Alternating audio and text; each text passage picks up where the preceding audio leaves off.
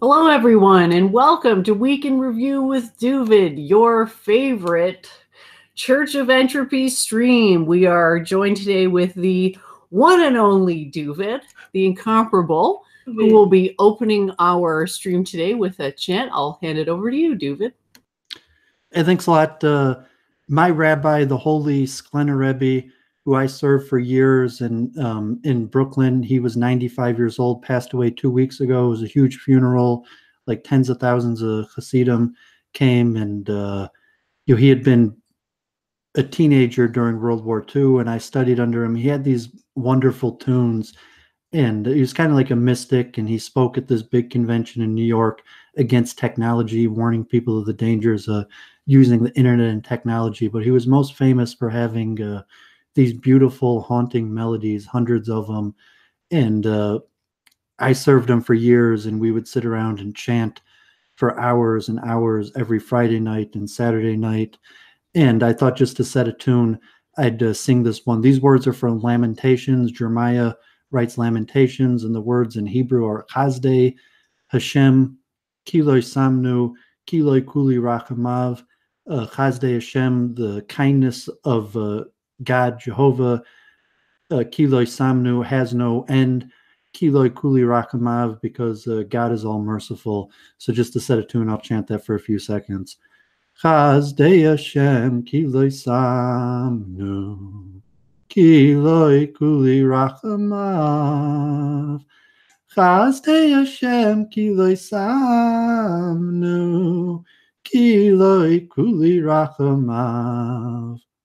Okay, so I just wanted to set a tune with a quick mantra there of mercy and inclusiveness.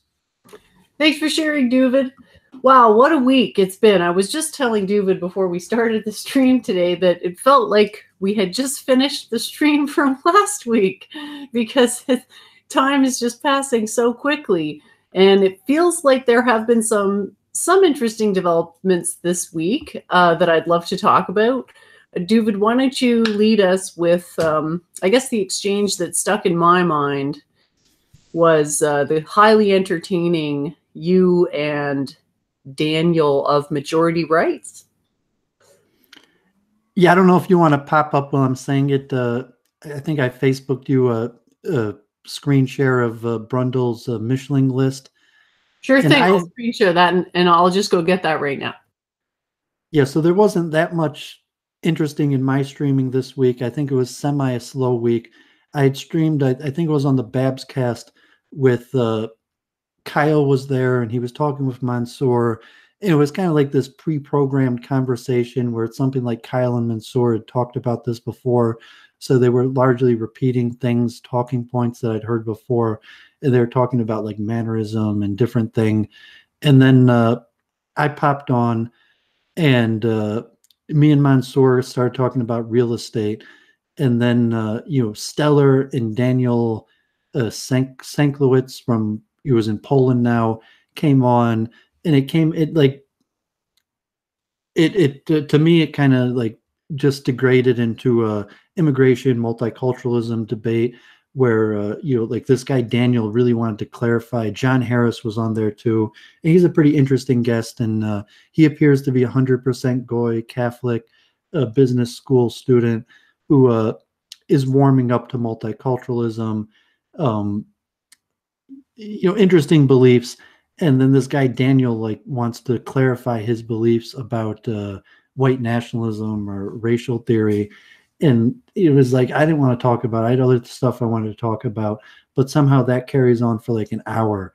And whatever, Babs had that stream up, he just took it down. It had a lot of views. It had a lot of live viewers, like 40 live viewers, one of the largest Babs cast he's had in a while, or maybe ever. And then I live streamed. I did what Bab said. I downloaded this like OBS software. I tried Switcher, and now I just downloaded Streamlabs. So maybe they work a little bit better. But I went to this Society of Automotive Engineers conference in Detroit, and it was pretty cool. They had some of the latest driverless cars, and they even had a demonstration of driverless taxis. But it appears that this OBS software was worse quality than YouTube. So I probably would have been better off just recording it and uploading it later. And then when I got home, Brundle was streaming, and it looked almost interesting for a second. I think he was making a point. I watched back later; it wasn't interesting as I thought it was.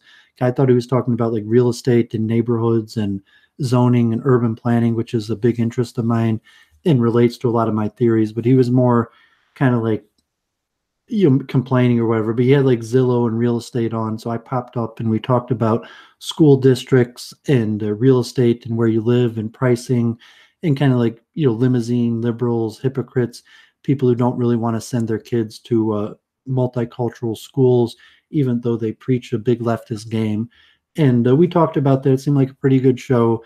And then I was talking with Brundle, like, the alt-right's really not going anywhere. The big politics is on the Democratic side now, but like, okay, why not? We'll talk to some new people. So we get Daniel on, and so it turns out Daniel's got like a tiny bit of Jewish blood in him, and he's kind of like pounding on me like the JQ, and I'm making this point like, dude, like if you're so hard on the JQ, how come you're kissing Bab's ass? And he's got like some defense like, there's a reason that he's making productive conversation with Babs and not with me. And I'm like, Babs is a 20-year-old kid from New York. What productive conversation you can make with him? And it was a funny argument. And then that led Brundle to looking like, who is watching his show? So we went in the chat and we were looking. The majority of people who watch Brundle and Luke Ford appear to be Mishlings, like people with mixed Jewish blood. So we went through the chat of the top list. He's got 24 there, and he included, because it's Brundle and he's a comedian, so he included people that aren't on the show. I wanted just to have like people in the circles. And yeah, I found it was kind of interesting the direction that it took. Maybe the idea is good in theory, but there's probably too many people on this list that it's not quite specific enough, because like I don't know where. I'm pretty factual. Like I want just the facts and the people in the circuit. So like Elon Musk or John Kerry or even Owen Benjamin. I wanted to kind of like create a community and look who's watching these shows. And I can have like Daniel's like, you're a self-hating Jew, and he's like, well, what do you mean? I mean kind of what I said to Elliot, where Elliot's like, well, I'm not a Jew. And he's like, well, yes, you are. Your father was a Jew. And then you have like Daniel's only 3% Jew. And he, he's trying to be a white advocate and be anti-Jewish. And then all of a sudden it turns out like he's Jewish. And, then it's like the conflict. And you get like Bob Paxton, in the kind of like, he likes Babs. He's the good Jew or whatever. And, we could talk about like the archetypes there, where it's like people are hard on the JQ, but then they have certain Jews where they really like, or something. It's like, like Babs, the 100% Jew, is somehow this like, like everyone in these circles is like dying to get on his show and kiss his ass. And maybe we'll get into like a consciousness group type thing to try to understand it. Then we have the suspected Mishling, Luke Ford. Yeah, like speaking of Sinkowitz, to me, he looks and sounds extremely Jewish. Would you disagree with that? No, I mean, he said he's only 3% Jewish, but I think that informs part of his character, and it's important to know. And it's saying, can you really be a white advocate? And like the same thing, you're just a suspected Mishling, and obviously, like your last name, and the fact that you're not into Christianity or whatever the reasons why people are suspect you. As where this guy's like, no, he's done a DNA test or he knows his grandfather, and it's so I mean, what do you have to do to prove you're not Jewish or something? And like people are still going to suspect you, or do you have to like produce a 23andMe, or does it really matter?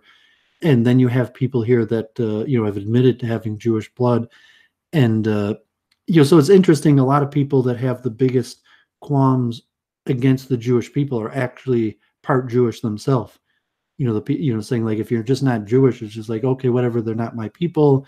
They have some peculiarities, some good points, some bad points. But you have like these people that have a mixed ethnicity that really go one way strongly to the other. So I think that was interesting with Daniel there.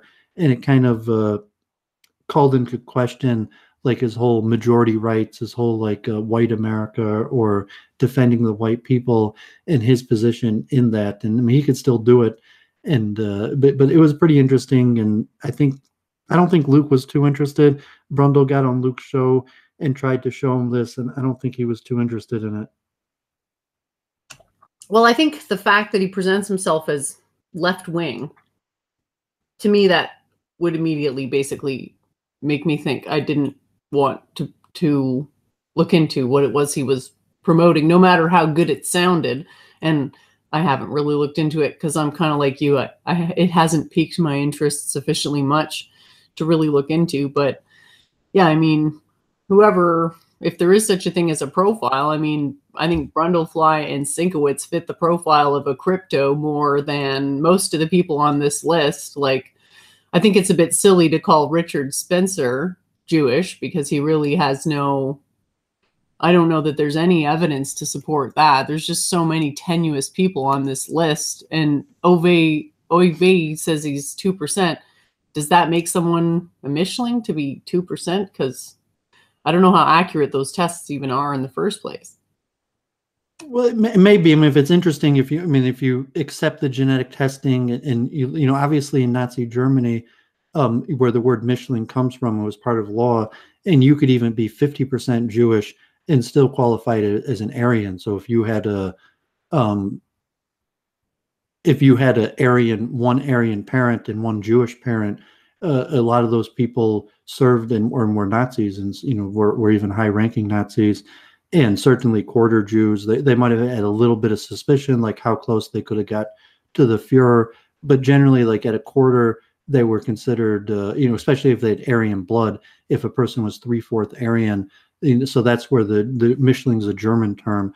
But now with genetics, it's interesting because the genetic test, you know, generally, like, you know, if you were a Jew and married a non-Jew, especially without the matrilineal descent, and over a few generations, the Jewish community just considered you a non-Jew. However, the genetic testing could come back and be like, well, actually, you know, you have a certain amount of Jewish DNA, so it's likely your ancestors intermarried. And the whole point of like the Luke Ford and the nationalism and ethno-nationalism, it's an important topic. And you say, yeah, how do you want to determine ethnicity? Do you want to use genetic testing? It was like JF when he revealed his test, and he was like celebrating that he had 0% Jewish blood. And you know, Daniel Sanklowitz is saying, well, doesn't, you know, David Duke and JF have the right to exclude you? That they don't want you in their white movement? That you're you know, the one drop test in America, famously, like one drop was enough, and to exclude a person that was from African blood. But you know, for the people who are big into the nationalist circles, it gives them something to think about. Yeah, I guess I feel like they can't really tell. So people, you know, who are making a big deal about it, I would tend to suspect them more because they're trying to basically take the attention off them. So just a thought for people to kind of mull over, because, you know, there's a lot of people promoting basically this idea that people should just be cloistered off into radical sort of factions that never talk to each other. And part of the way of facilitating that is just saying, oh, well, this person's a Jew, we're not going to listen to them at all because of that reason. But then it's kind of going on hearsay in a lot of these cases. And a lot of these people are anonymous. So if someone's anonymous, you don't really know unless you're going to, you know, tell by their voice. And that, it's not like that's a precise science. So obviously I'm a multiculturalist, you know, so I've been arguing against this the whole time, although I have made concessions for libertarianism where people should have the right to self-segregate. But, you know, coming off the Luke Ford stream and his, you know, main thing, you know, because Luke Ford's an immigrant himself, but he's of largely Anglo blood, you know, saying like, oh, Anglos made America, and would like to include himself in kind of like the founding stock, even though he's an immigrant. But you know, generally the people in Luke and Brundle are extremely anti-immigration, and they have different takes on it. So almost everyone on this list is right-wing leaning and very skeptical of immigration, and even like borderline, which in classical parlance would, you know, basically racist. They're anti-black, they're anti-Hispanic, They believe in, human biodiversity in a largely negative way. It was like Kyle, and it's like, it's our money, we earned it fair and square, we shouldn't have to give anything back. And so just looking who's part of your movement, and then when you actually see who's part of your movement, it turns out that it's almost all Mischling people with partially Jewish blood. And people could draw their own conclusions from that, but to me, who could even have like a mythological, like, what does it mean if you have Jewish blood or not? And I guess, if you talk about your weekend review, I don't know if you did that much besides stream with Claire a few times. And I think Claire was basically like, admit it, Jennifer, you're probably a Jew. And then, what does that mean? And if it looks in these circles, Claire is on the Philo-Semitic side. I'm on the Philo-Semitic side. You're relatively neutral, and almost everyone else is semi on the anti-Semitic side. I try to stay on the neutral. I try to be as neutral as possible because I feel like that's what's going to give my opinions the most credibility. And it bothers a lot of people, and it makes a lot of people very angry. But in the long run, I think it'll help move things forward, because I'm seeing so many people who are just so angry and gripped by hatred and fear. And that's no way to live, really. And whatever people need to do to get away from that, I'm not exactly sure, but I feel comfortable with my intentions and the people that I know, and I'm honored to have all the people that I get the chance to stream with and talk to, and hopefully just by setting the example of putting the emphasis on people's minds, we can move away from some of the tackier aspects of racial realism. Because, I mean, at some stage, like, if someone is 2% Jewish, I don't really know what you can say in general. Like, I don't really think that would, mean anything necessarily. It seems a bit. Well, you're not necessarily have views on immigration or multiculturalism that make a difference. Where it's saying, and I don't know if you've ever talked about that, but you're not like promoting ethno-nationalism where it come down to the point where it makes a difference. It's saying like, well, all the people watching Brundle's show, it turns out that, you need Doooovid because the ethno-nationalists, even though you consider yourself white, you're going to fail the purity test. And that's why you need like Luke Ford and the alt-right, like, enough of this purity spiraling, versus like, well, let them purity spiral. Why, if you get to say Doooovid doesn't belong, why can't David Duke say you don't belong? Yeah, it's kind of weird how it ends up being. And maybe there's no answer at the end of the day, because I don't think having a gene test, I mean, there's no way to know for sure if the person, like, you're basically taking them at their word that they actually did that test themselves and didn't just get someone else's genetic information, right? So at some point you have to trust that people are being honest, or trust that they're not being honest, but either way, yeah, I mean. Well, in Germany, they didn't have genetic testing. So, I mean, they had, so you had your general laws, and it was actually by law, the Mischling laws. But in order to be like part of, the Hitler Youth or the inner circles, you had to produce documents showing your ancestry going back 200 years, because I guess civil marriage and intermarriage hadn't really been popular, or wasn't even legal, till a certain point. So if a person could demonstrate their lineage on all sides going back 200 years, it could be assumed they didn't have at least any current intermixing with Jews or other minorities. But the genetic testing didn't exist. So now the genetic testing exists, and you could, theoretically, I don't know enough to argue about how good the testing is. And if you were going to like governmentally demand or something, that you're saying, how do you want to decide this? So let's just go with genetic testing. And then, when Richard Spencer was popular, that's what everyone asked him, like, how white is white enough? And is it phenotypical? You say, okay, like you have darker features, and like there's a lot of Jews who are lighter featured than you. So should we just go on phenotype, or does it make, is there something beyond that? And we've had a lot of these conversations, and Babylon Hebrew knows a lot about that. What do you think of that phenomenon with like what I call like the ass kissing of Babs, which maybe makes sense to a little bit, but I mean, from my understanding, he's 100% Jewish, but he's like this favorite among these people who are skeptical of Jews, And from what Babylon Hebrew claims to say, like he favors repatriation, and he's kind of saying like, well, Jews don't belong in America, or we only act the way we act because we're in diaspora, which seems to be by people like Daniel interpreting, like, well, America's going to hell anyways, and you're going to get out of here and go to Israel. So Doovid is defending the position. Is like, no, I mean, Jews should be happy here in America. All minorities should be happy here in America, and we should all just get together. As where you might have these like Babylonian type, either he's just agreeable and he's like, yeah, sure, whatever, yeah, awesome. And people, I don't know. I mean, you got thoughts on that? Like, why do all these guys kiss his ass? Sure. I can talk a little bit about that. From my own perspective, I just don't like to have bad blood with people. So, like, for example, I'm on good terms with Halsey, and that's just because we never, we both of us just didn't disrespect each other. And a lot of people don't like Halsey, but I'm not the bandwagoning type, so I respect a lot of what he does, and I'm cool with that. And it's basically the same thing with Babs. Like, he has always been respectful towards me, and especially there have been some extremely difficult situations because there are personalities that don't always get along with each other. So for me, I respect that he is polite to guests and fair to let everybody have a chance to talk, and also the fact that he hosts shows that have people on to discuss things that I think most wouldn't happen on most live streams because they're more structured, whereas Babs is kind of an open mic.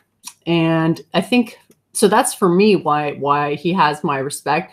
And the reason I think mostly that maybe some people in these circles have been a fan of his is expressed sympathies for repatriation. So he seems to have some sympathies with some views that are quasi-popular in certain circles. So they would be interested to hear what he had to say. I think a lot of people are interested to talk to Jews because maybe they haven't ever talked to one before.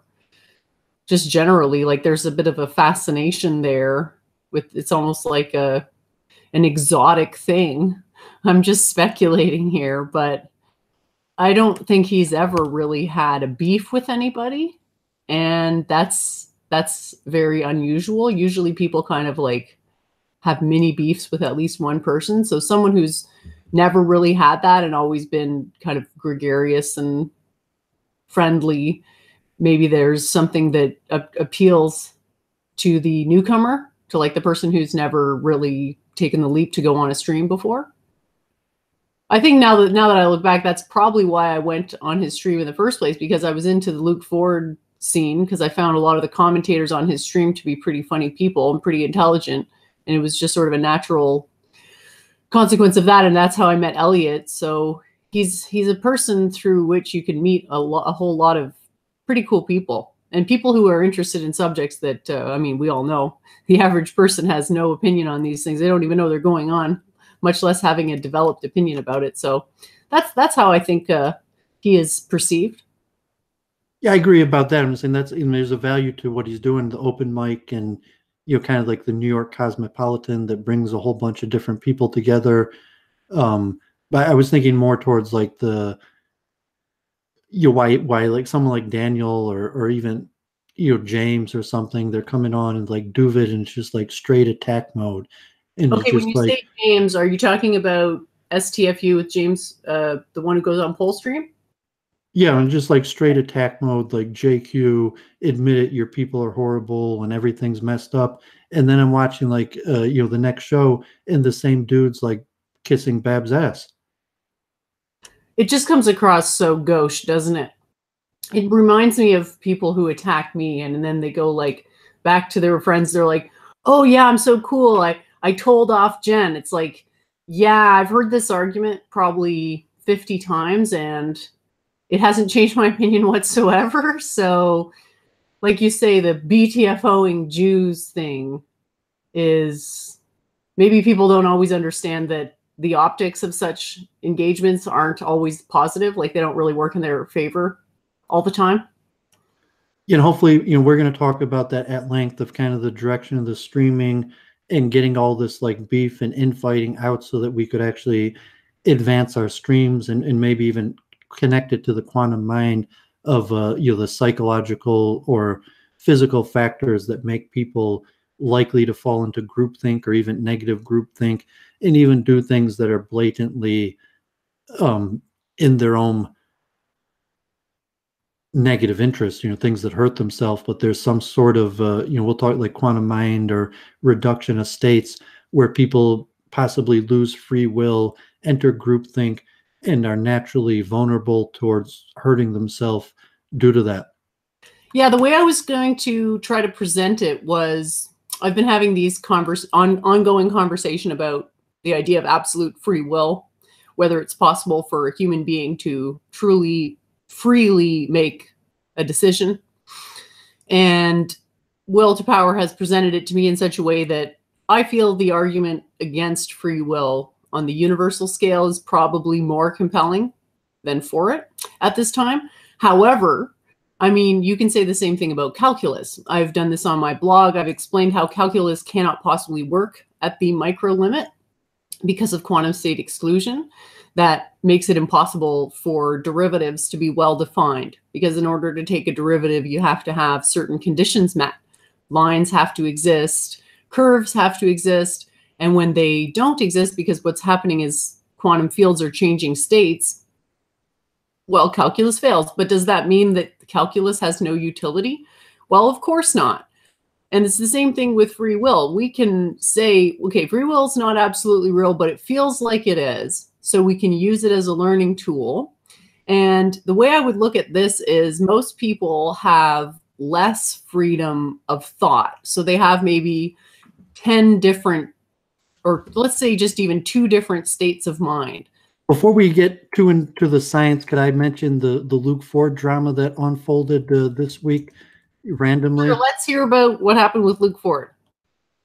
Okay, so the rabbi who excommunicated, or I don't excommunicated, kicked Luke Ford out of synagogue in LA was the guest of, scholar in residence this Sabbath at my local synagogue in Southfield. And I hadn't known this. I just looked it up, today, and it was kind of mind-boggling because, this rabbi had been like a junior rabbi in Detroit. He came from New York, and he was here like 20 years ago. And I'd heard him a few times. He was a pretty good speaker. And Rabbi Stephen Weil, now he's like head of the Orthodox Union across all the United States, pretty prominent rabbi. Although, YouTube, he's not so popular. His YouTube page gets less, it doesn't get too many views.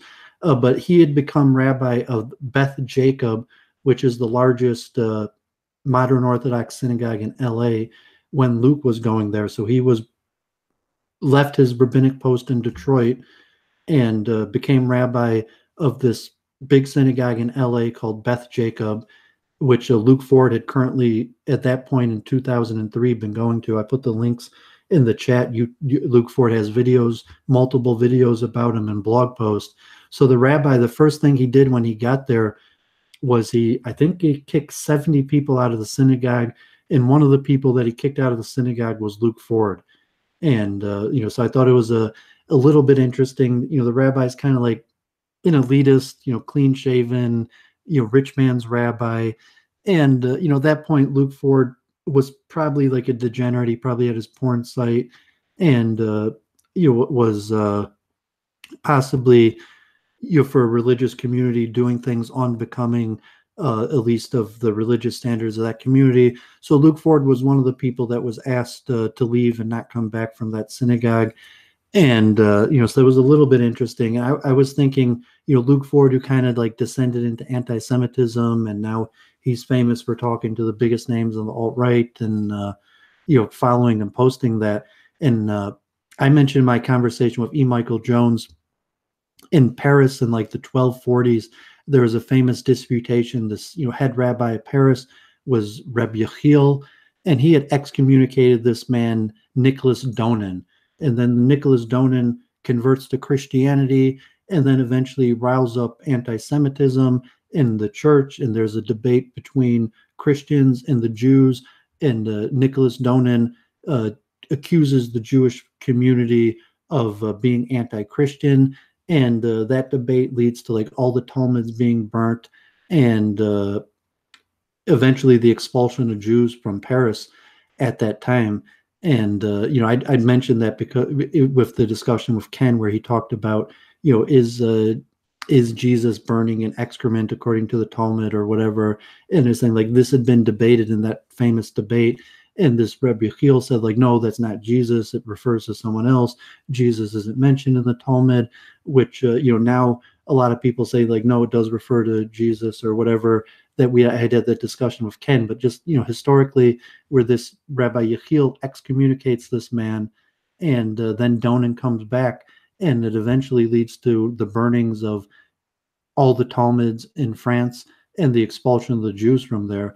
And there's thinking like Luke Ford and this rabbi who spoke in my synagogue is almost a modern day example of it, that this rabbi, tells Luke Ford, like, you're a bad Jew. You're not following the rules. Like, you got a pornography blog, or he's doing what he's doing. Like, you can't come here anymore. And then Luke Ford, descends into anti-Semitism and starts, watching TRS and talking with all these white nationalists and Kevin McDonald. He reads Kevin McDonald, and but there had been synagogues that were more compassionate, and that's why I said last week, like Luke Ford's Loser Anonymous, and the certain compassionate element of Luke. Although Luke himself is a big banner, like he bans hundreds of people from his chat. There's hundreds and hundreds of people that he's banned, and some of them for minor infractions. So he kind of has that attitude similar to Rabbi Weil, where you're just like, ban him. You're not good for my show. I don't like you. But that's why I had like your Losers Anonymous, and it's like Doovovid doesn't like rejecting people. Like I don't like rejecting people because they're different. I don't even like rejecting people because they misbehave, because I have that like bent towards compassion, and think that Luke Ford was kicked out of that synagogue, but at least thank God that there were other synagogues that were accepting and was like, okay, you have a lot of problems, but we'll help you work through them, as opposed to that just you're gone, you messed up, you can't be part of this anymore. And so that was interesting that rabbi was in my synagogue this week. And I almost thought, like, he's a famous rabbi, and all like the big money donors and popular people in the community were, very tight with this rabbi. So it wasn't really like a position where I could have walked up to him and be like, what do you think about Luke Ford? Although I did mention it to a few people in synagogue and thought that was interesting. And I don't even blame Rabbi Weil necessarily for, banning him. And Luke Ford on his blog doesn't even blame Rabbi Weil for banning him, and he kind of likes Rabbi Weil. So it's interesting that although Luke Ford is critical of him, like hypocritical, elitist rabbis, Luke Ford seems to like this rabbi who banned him. That is an interesting story. Maybe people get sort of used to rejection and feels familiar. Maybe there's something familiar about being hurt, and people just prefer familiarity to ending their suffering. I think that's the main reason people don't want to break their habits, is just they're too used to going through the meat grinder of, the sort of cycle of rejection. Like, I don't know all the situation surrounding it. It's because of the porn blog that he didn't want anything to do with him? I'm not sure. Maybe Luke will talk about it. You could just search Luke Ford, Rabbi Stephen Weil. Luke Ford has 3 videos at least, maybe more, and at least like 10 different blog posts over the years. And it's hard to, Luke Ford's blogs are kind of hard to just get the information out there, because he throws in like irony or different things where you can't tell what he's talking about. So I don't know. You can't always tell when he's being sarcastic, can you? I just want to go to a comment in chat from Melky Zedek about Babs. He says he likes him because he doesn't argue every single minor point, and he makes concessions. So I just wanted to add that in.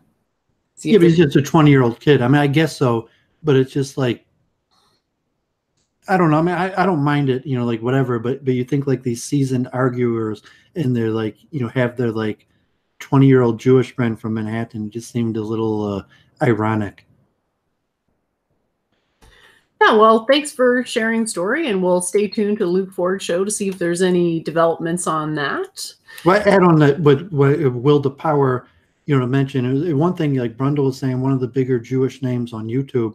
And I looked at, even though Rabbi Weil is the head of like a national organization of synagogues that has like hundreds of synagogues across the nation and relatively powerful, his YouTube channel gets like very few views. So, it's interesting that, I think total his YouTube channel with like 100 video only has like 12,000 views.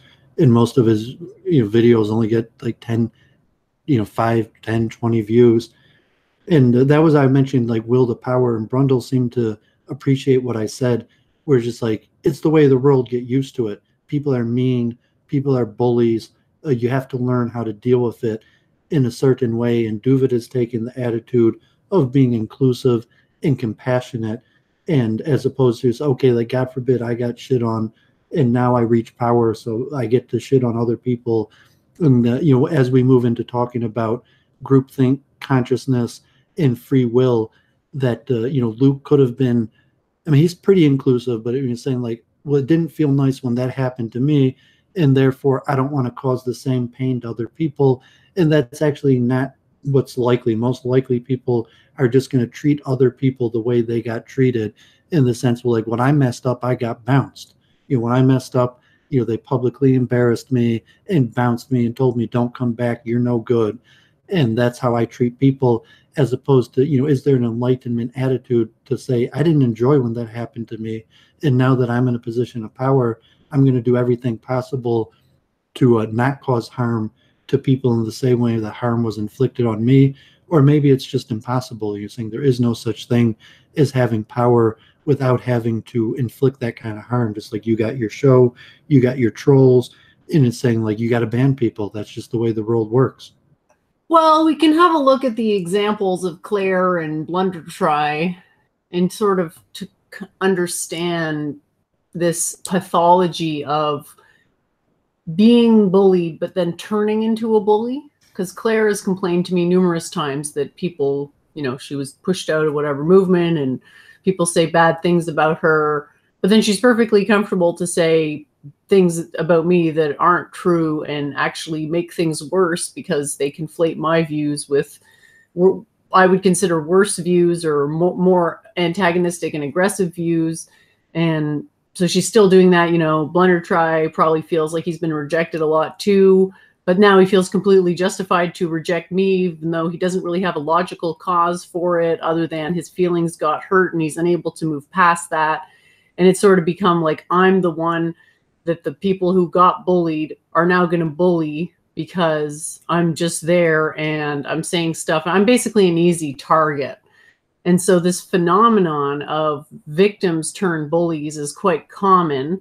And the way I see a way out of it is to hold myself to a higher standard.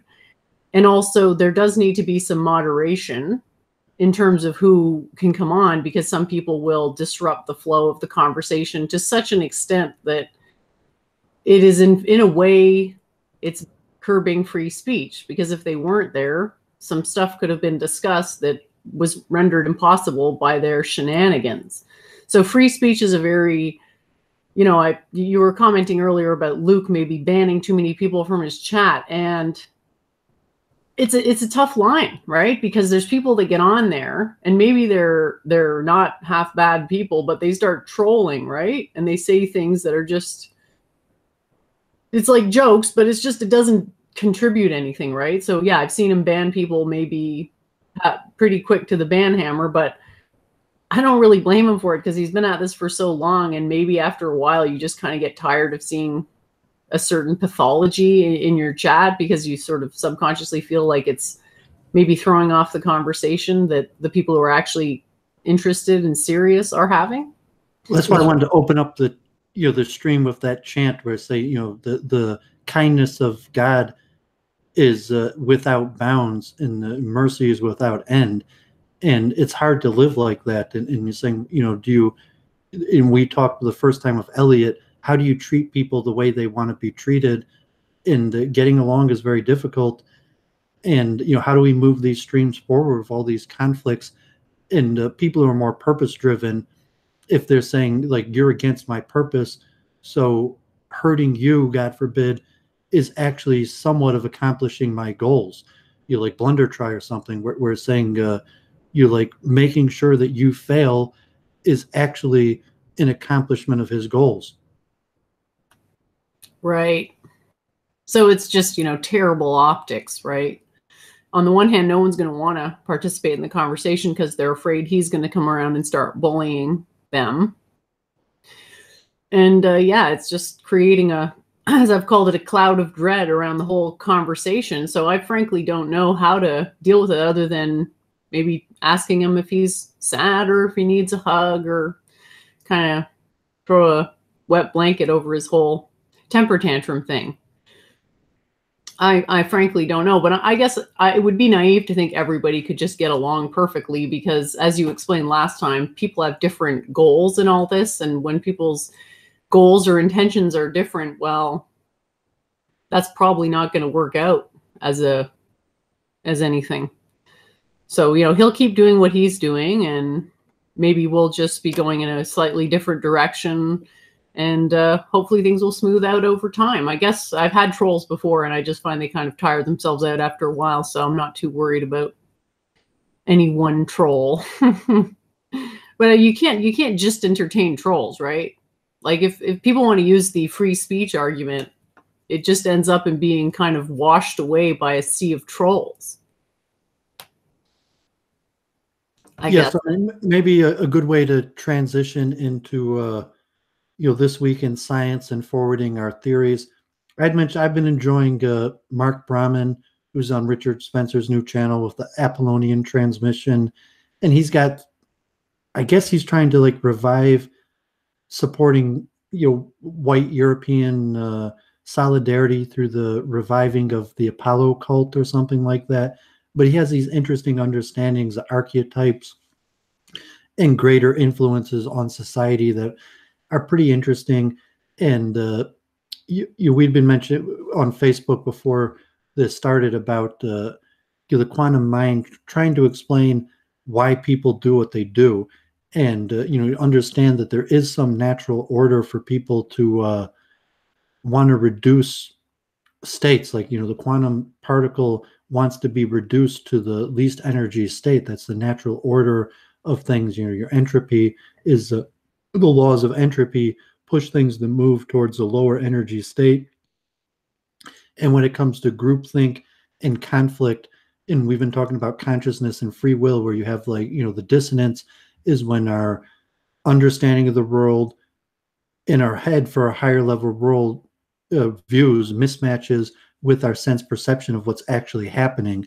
And most people's higher level rules include rules for conflict. There's a certain border, and when people pass that border, there's laws of conflict that could go to trolling, insulting, violence, or even extreme violence, where you say the person deserved it. There's a certain rule and order to things, and they cross the line, and there's an escalation, and the escalation warranted a certain form of action and reaction.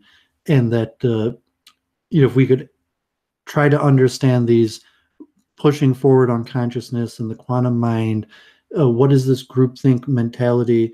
What causes people to have the dissonance where they enter into conflict mode, or a groupthink? Where is there some sort of greater quantum state that so let's say the people on Blunder Try's side are on, or the people on Babsian camp or Norvin's camp, or any of these different camps, that somehow like their state of least energy reduction is all similar in their line of conflict, their understanding the rules of combat, that there's an agreement among a certain element that you cross the line and you deserve repercussions because their greater rules for how they see the world have reduced to that state. Sure. Well, it all comes down to several principles. I mean, this idea of systems reconfiguring to the maximum entropy state has to be taken on board, but the human body converts solar energy through food into usable energy for the mind. So there's always a steady flow of energy into the mind. And the mind will tend to reconfigure itself within its own states to the maximum entropy state. However, you can use your, quote, free will, which isn't actually free will, but feels like it sufficiently much that it's indistinguishable, to build your mind up into a better computer. So the way I would explain that is most people have only like 2 states of functioning, the fight or flight, and then just the regular, hey, empty-minded nothingness. And they have their preferences. And those are mostly to do with evolutionary stresses. Like, for example, one preference of the subjective ego is group cohesion. So people are afraid of losing group cohesion on a biological level, because within our ancestral lineages, being exiled from your community would probably mean you were going to die. Like, pretty good chance you would lose the protection of your community. So people seek to avoid that, whether they're consciously aware that it's a biological imperative or not. So it takes a special kind of person to separate themselves from that 2 state of minds, where they have maybe several possible states of mind that they're aware of, but that they're not necessarily dwelling in. And so it's the way people react to me, like whether they'll hear me out or just go along with what Blunder tries saying, is sort of an indication as to what their mental landscape is like. If they're just in the mode of avoidance, of rejection, they're going to conform to the loudest voice, which happens to be Blunder Try in, one tiny little corner of the internet. And that's why there's people who are just default on his side. The same way there would have been people default on my side if I had taken such a hostile stance against him. But I understand that in the greater scheme of things, for the discerning observer, that if they can't make sense of why he's doing what he's doing, then they're going to lose faith in him, which is exactly the thing I don't want happening to me. So my actions are motivated by a desire to inspire faith in other people, because I understand that faith is the glue that binds the society together. And so I can't really speculate on what other people are thinking, but I think the more someone is free-willed or has more, capacity to have different thoughts, the more likely they're going to be intelligent and more interested in the subjects that we're talking about, because they identify more with their minds. Like, they're not NPCs, they're thinkers, philosophers. So welcome to the call, Elliot. Elliot's been fasting for what are you up to now? 48 hours? It's actually it was 48 hours at noon, so it's now 56 hours. Oh my gosh. So that sounds like a tough one. So Elliot is doing a very difficult fast. Did you want to talk to us a little bit about it? Or I guess thanks for joining in spite of the yeah, I'm going to be a bit subdued, and probably I'm going to lose my train of thought because I'm so hungry right now, you wouldn't believe it. Can I throw in one quick question on what you said to just say whether we clarified it last week? And is it free will, dissonance usually is uncomfortable to people to live in a state of dissonance, but free will would appear to only exist in the state of dissonance, that that if you embrace dissonance, that's where your free will is executed. The way I would explain it in that context is I would say you don't really have the free will, quote unquote, to avoid the dissonance. The only, quote, free will you could be argued to have would be the choice of what you're going to do about the dissonance, whether you choose to react to it in a kind of in a denial fashion or embracing it and maybe changing your opinion. That's where you could argue there's free will, but you can also argue that there isn't. So for the purposes of conversation, we will take the position that it is real, for the same reason that we take the position that calculus has applications. Either groupthink or going back to how you have been treated in similar situations is somewhat of a release of the dissonance. So if you're in the state of dissonance and you have the choice of groupthink and joining a side, or to just mechanically act in the way that you had been treated in similar situations, as opposed to embracing the dissonance. And there could be a certain free will element in how do you deal with the dissonance, whether you enter groupthink or maybe you have a certain choice pattern of the different ways that you have in memory of acting with similar situations by pattern recognition versus possibly a higher level of free will where you just embrace the dissonance and neither fall into groupthink nor mechanically your memory of the closest pattern that you can to the current situation. I think the way we're kind of looking at it is that there are basically all the modes of consciousness are some type of groupthink. And that's where the idea of archetypes come up, because people are basically converging to natural archetypes. And so they groupthink along various archetypal lines. And, you know, by that standpoint, there's no way to extricate yourself from groupthink. There's only going up through the levels of different styles of groupthink, because some are preferable to others. Okay, so I just wanted to clarify that. We got Elliot here. So what's the reason behind your fast? Is it some sort of religious ritual, or you're just doing it to purify your body or discipline? All of the above. All of the above and then some. Is it some sort of Buddhist holiday or some special time? No, it's no holiday. It's Elliot's too fat. Elliot wants to lose weight. Elliot wants to do better, get in touch with his martial arts, and he wants to clear his mind. And you're doing a full fast, or you're drinking liquids? Liquids, yeah. So like I'm drinking a lemon tea with lavender flowers in it. You ever done that, David? I'm not sure. I do liquid fast. I mean, I know how to calorie count. So you could lose substantial weight and flush your body with liquid fast. Sometimes you do a whole fast. In the Jewish calendar, there's 2 full day fast where you shouldn't have liquid or anything. And no liquid, no water, nothing. Huh? 2 days a year, Yom Kippur and Tisha B'Av, are full day fast, no liquid. You know, in the Hindu fast, you say if you have to break your fast, you know, you should better than not have liquid at all. But if you have liquid, for certain fast of just like repentance, or you're trying to starve the body a little bit to take more control of ourselves, because you're saying I'm not a slave to my passion. Like we're talking about dissonance in general as free will levels. So I'm not a slave to my passion, and the biggest passion really is hunger or thirst.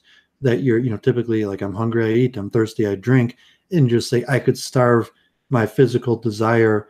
Yeah, but health-wise, liquid fasts are very good for you. There's a certain element to a full fast total. I mean, you don't want to harm yourself. I assume you know enough about to test your body where you're not going to actually harm yourself. Yeah, I mean, the big piece is to, for me, it's to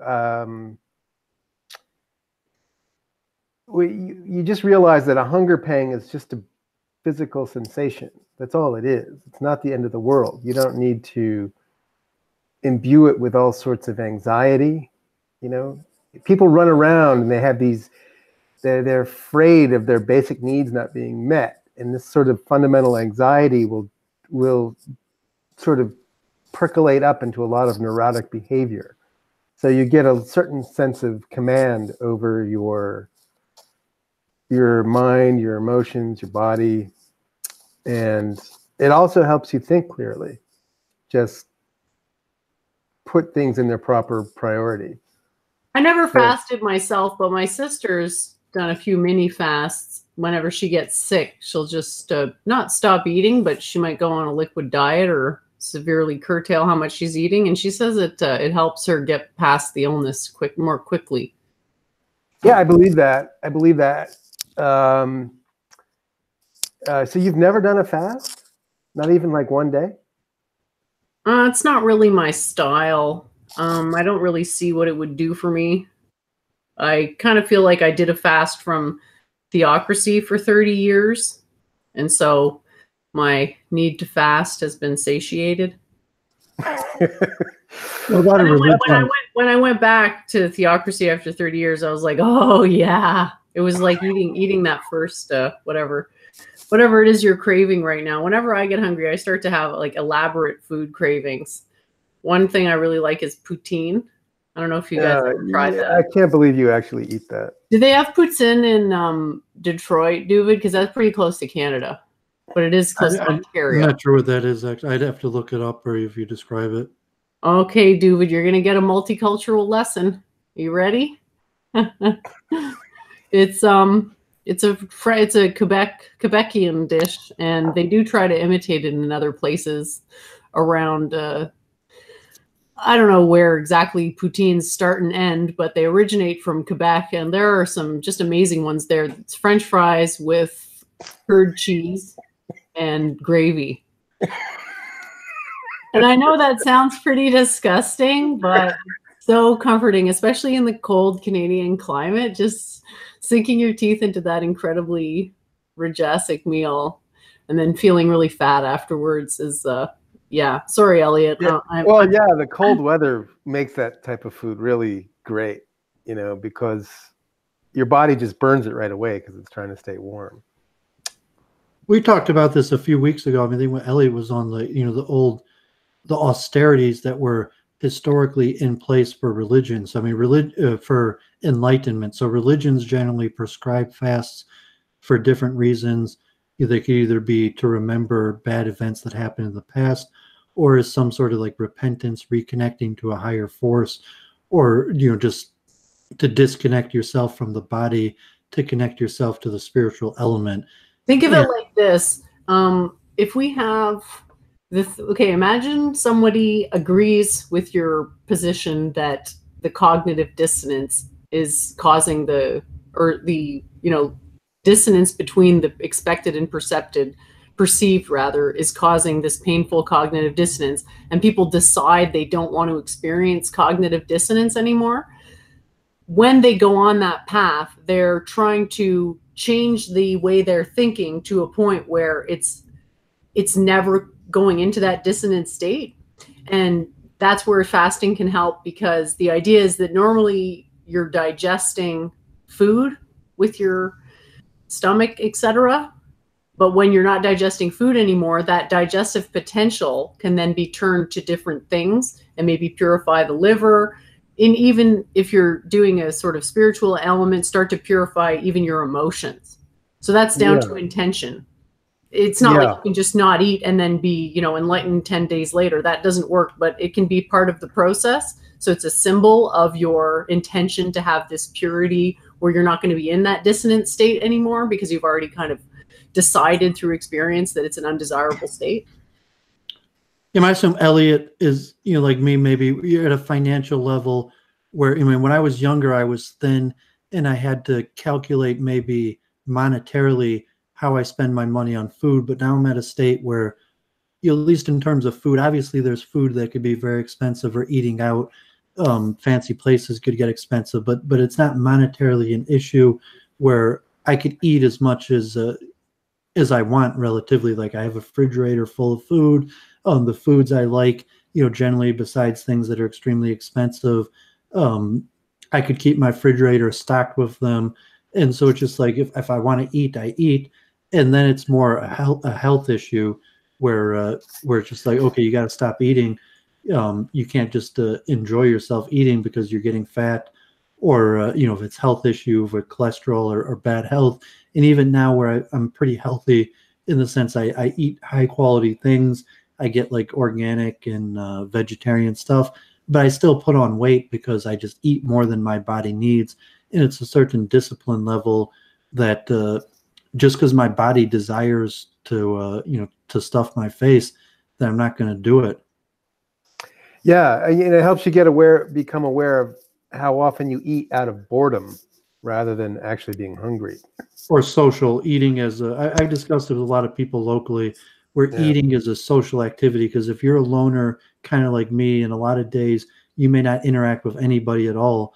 So, going to Starbucks, going to a store is an excuse for social interaction. Yeah, hunger is an emotion like any other emotion, and you can get to the end of an emotion. So it is possible to kind of reformat your mind that you're never really hungry. you're just aware that you need to eat, which is a different state of mind than that being gripped by hunger or that compulsion to eat out of nervousness in a social situation or out of boredom, as people say. Yeah. So really it comes down to someone's attitude is your intention is what really makes the difference. And my concern with people with fasting, I'm not trying to counter signal you, Elliot. I'm sure you know what you're doing, because I see people jumping on the bandwagon of that without really understanding all the risks. So I think if it's something people are interested in, they should really research it first and work up to it slowly. Traditionally, we don't recommend any drastic lifestyle changes of any kind. Even if you're looking to change your beliefs, you decide, I'm not going to stay in this belief system anymore, so it's not working for me. We recommend people do that slowly, because when they phase transition too quickly, they get residuals. So people will change, let's say, religion, but they'll still take the impressions, the karmic impressions from their past religion and superimpose them onto the new one. And so this idea of taking it slow, slow and steady wins the race is really a good theme I try to stay with. But yeah, generally, I don't suggest people fast under any circumstances unless they've really educated themselves and have come to the conclusion that that's the best path forward for reasons that are both physical and spiritual. Because I see a lot of people probably related to dissonance also, where like the cognitive dissonance, where any of these type things where you're taking free will into your hands, where it's just like, okay, I'm hungry, I'm going to eat, even if you train yourself to eat well, versus a cognitive understanding where you're looking at what does my body need, and I'm not going to act off of the input signals that I'm getting. I'm going to have a higher control level where I have a combination of the sensory information my body is sending me about like hunger and desire and what tastes good, to a higher cognitive understanding about what your body actually needs.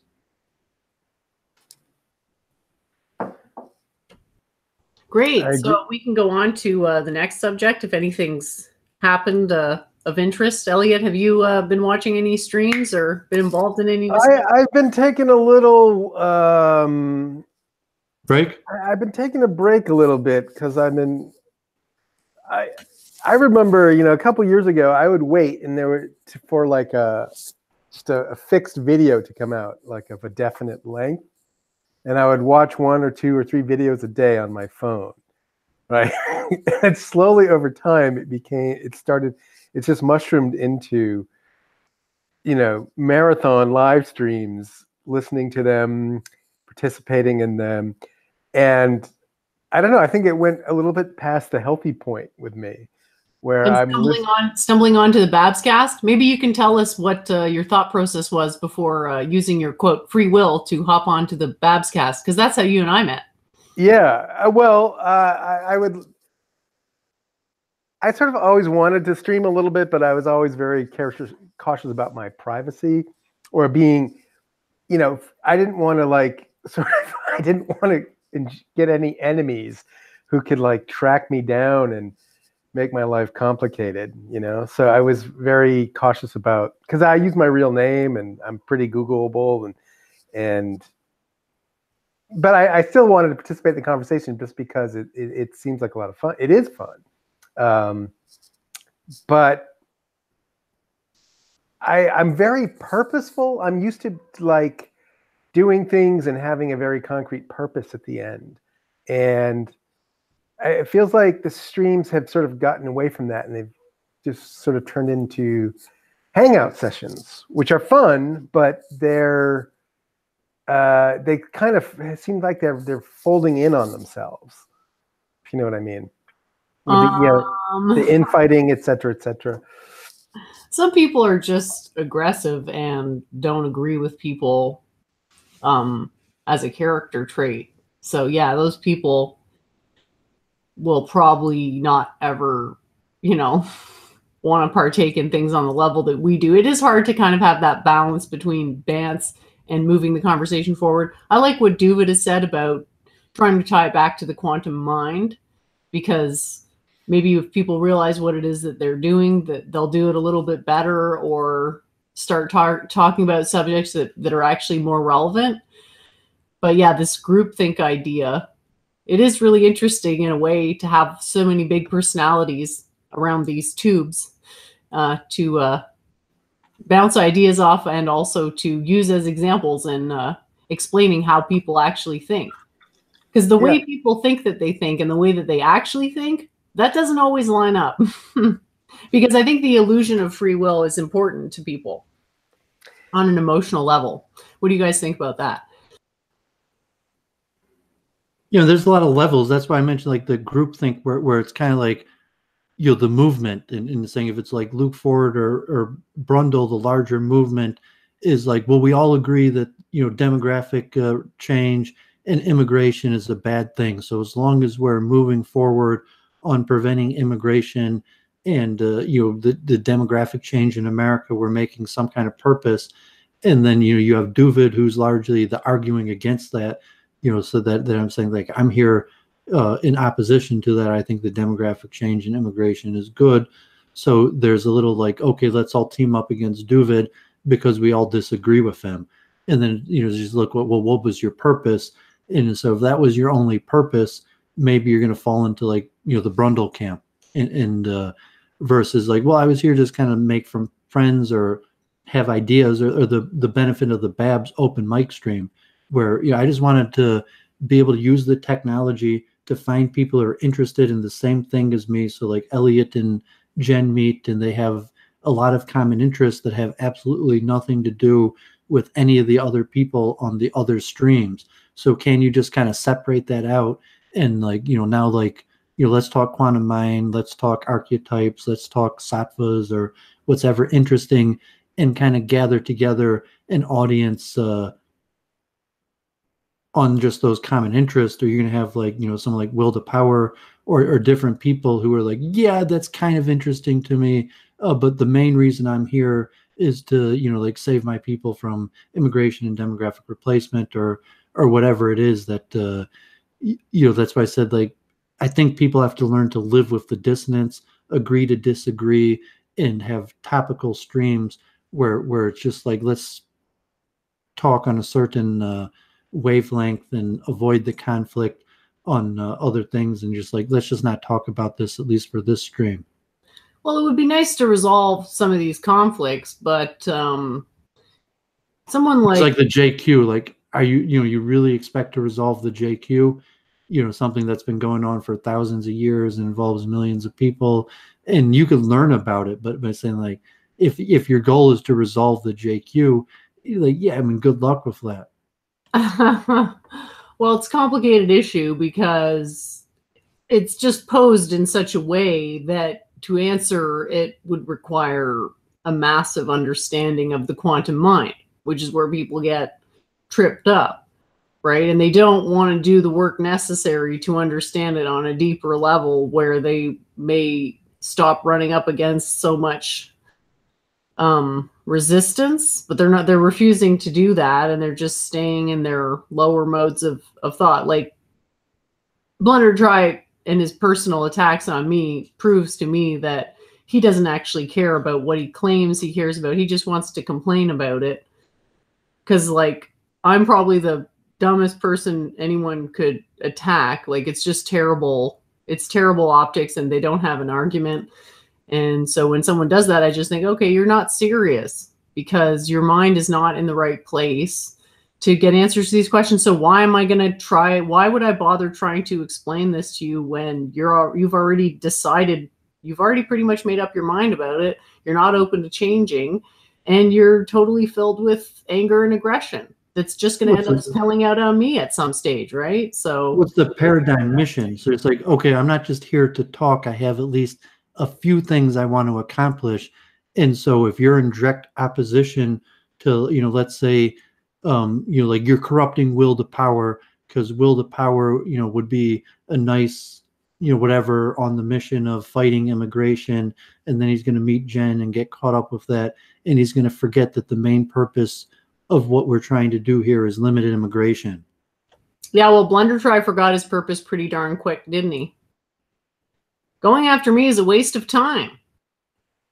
You know, all it's doing is giving me a bigger platform. All it's doing is making people interested to hear what it is that I'm saying.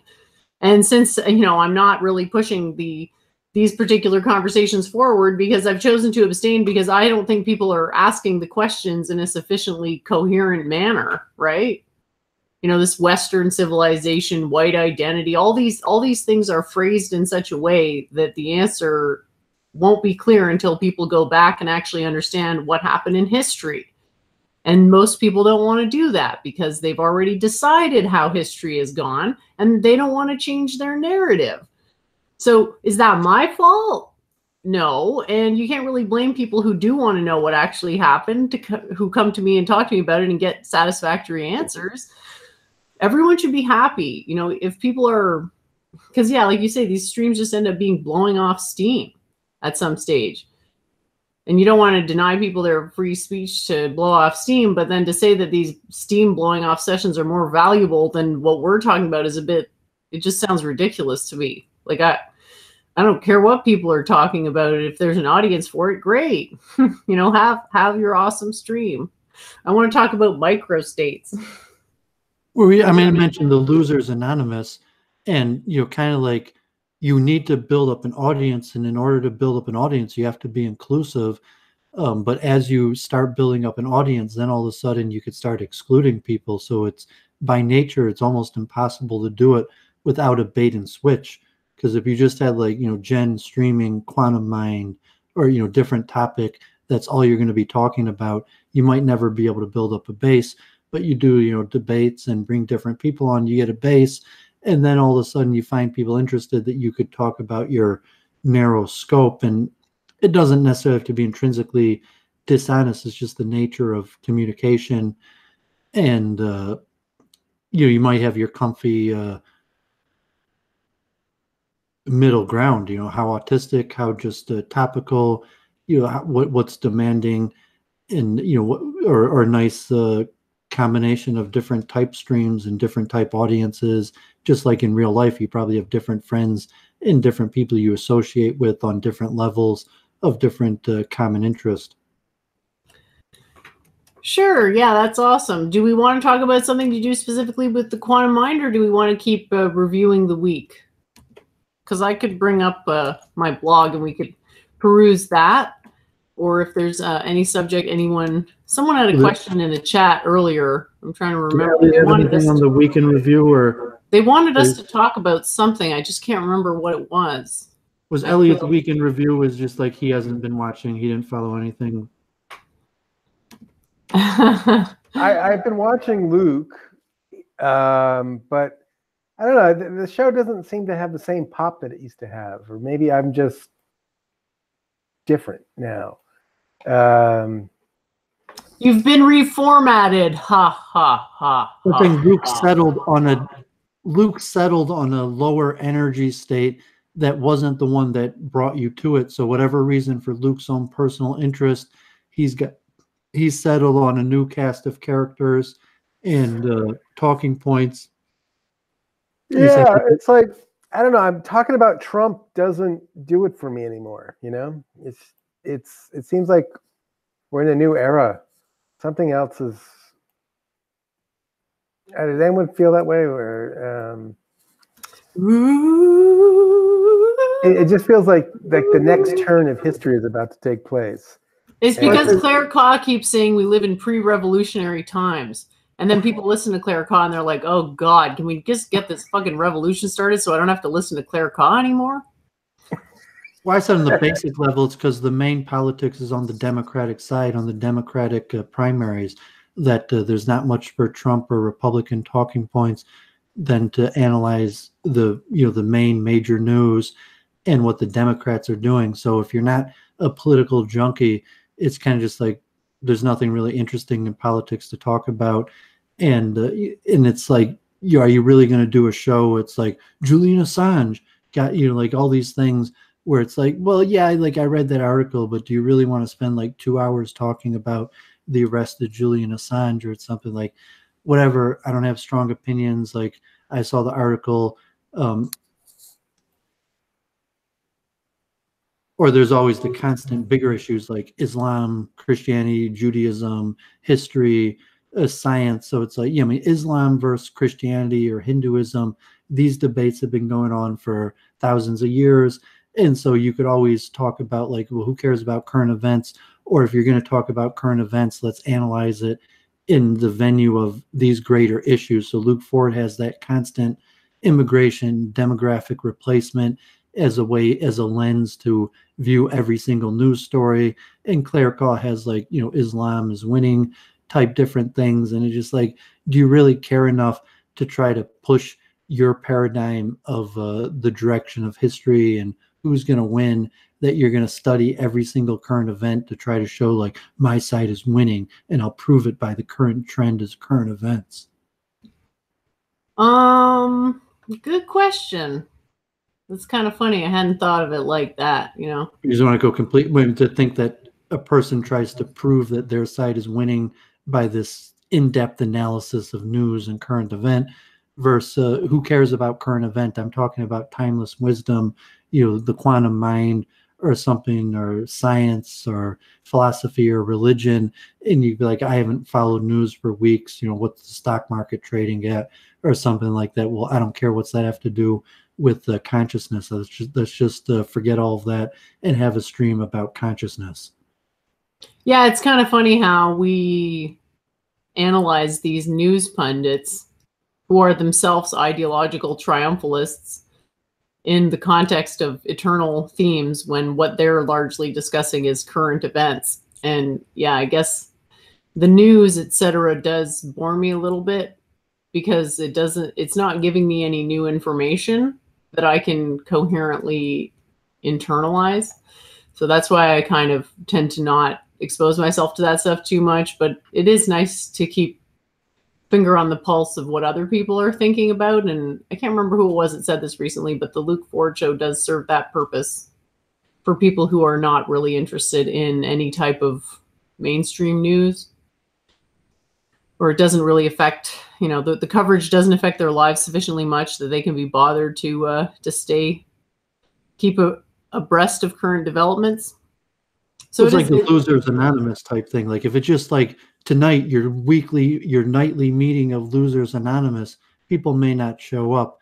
So it's like, well, your nightly Losers Anonymous where we go over the news. And so it's, you know, people might either they're fooling themselves or it's just like, okay, like I'm a loser. I don't really have anything to do with my nights or activity. So I keep on coming to the same group or club again and again. But just to come to the same club and all kind of sit around and complain about being losers isn't enough to do it. So you need like the flow of, you know, at least some glimmer that you're doing something to make your life better because you're analyzing important stuff, news and current events. Yeah, so maybe studying the quantum mechanics of why people are losers. Just joking. I guess I don't see it that way. Like I see the people who just watch the mainstream news and don't think independently. I see them as losers, whereas I see the people who come on these streams as pretty cool because I have a different, I guess, definition of what it means to be cool because they're actually looking to, I don't know. I mean, I think they're looking for something. They may not even know what it is, but they're definitely on some type of quest. And it's interesting with Elliot because it seems like maybe you've had some development on your own personal quest because your opinions changed and the Lucosphere began to play a different role in your life at some stage. Is that to me? Oh, I was just curious with your. Yeah, it seems like you've gone through a lot of. I don't know how personal you want to get, but it seems like you've gone through a lot of changes. I mean, you're fasting now. Is this something you've ever done before? Oh, I've done it. I try to do it once a year, but never 72 hours. I mean, I did 72 hours when I was like 19 or 20, and I had an incredible experience doing that. But I didn't have, you know, responsibilities then. So, but it's a good. I think it's. I mean, if you're a Kapha type, fasting is pretty good for you. But if you're Pitta or Vata, it's going to be harder and more emotionally draining. Like Pittas need to eat more because they have strong digestive fire, and then Vatas need to be grounded in the physical. Otherwise, they fly away and go crazy. So it's good for my body type. I get a lot out of it, but I am trying to reinvent my worldview, try to understand where I am now, because with respect to the world and myself, etc. So it does help you think in a long, uninterrupted, continuous manner, because you're too tired to exercise, and your mind actually clears up. So it's really helpful to think through complex issues, I think. Do you feel like people like Doovid and people like me, just generally people with big personalities, have helped to shape your worldview, not necessarily through influence, but just by recognition, you know, saying, oh, well, this person feels that way, and they explain it really in depth, and I realize I don't feel that way. Or conversely, you know, someone explains something a little deeper, and then you realize that that is actually how you felt in the first place. So it gives you a deeper self-understanding. Well, the whole process of, you know, bouncing off ideas, talking to people who see the world much differently than myself is an interesting exercise. You know, it makes you evaluate their, I'm looking at the chat, so I'm describing it. So, you know, just, yes. So I've learned a lot through our conversations. Would you care to divulge who you think is the most different from you on the soul level out of anyone you've met in these spheres? On the soul level, who's most different? Meaning between the three of us here, or is it in our whole community? In our whole... Just anyone you can think of, anyone you've gotten an impression of their personality through these live streams. Okay. Well, you know what? I actually don't see. I think that's the difference between the Kapha type and the Pitta type. I look for things and I see similarities, right? Whereas I think you, as a Pitta, look and see things and you see differences. Is that a fair statement? I understand what you're saying. I know. It's just curious. Yeah, I recognize that everyone's different than me in some ways, but when I see somebody, I hear somebody, I'm able to sort of reinterpret what they say to such an extent that it feels like I already agree. I mean, I'm very, you know, maybe I'm too high in agreeableness, but I sort of I can parse their words to the point where I can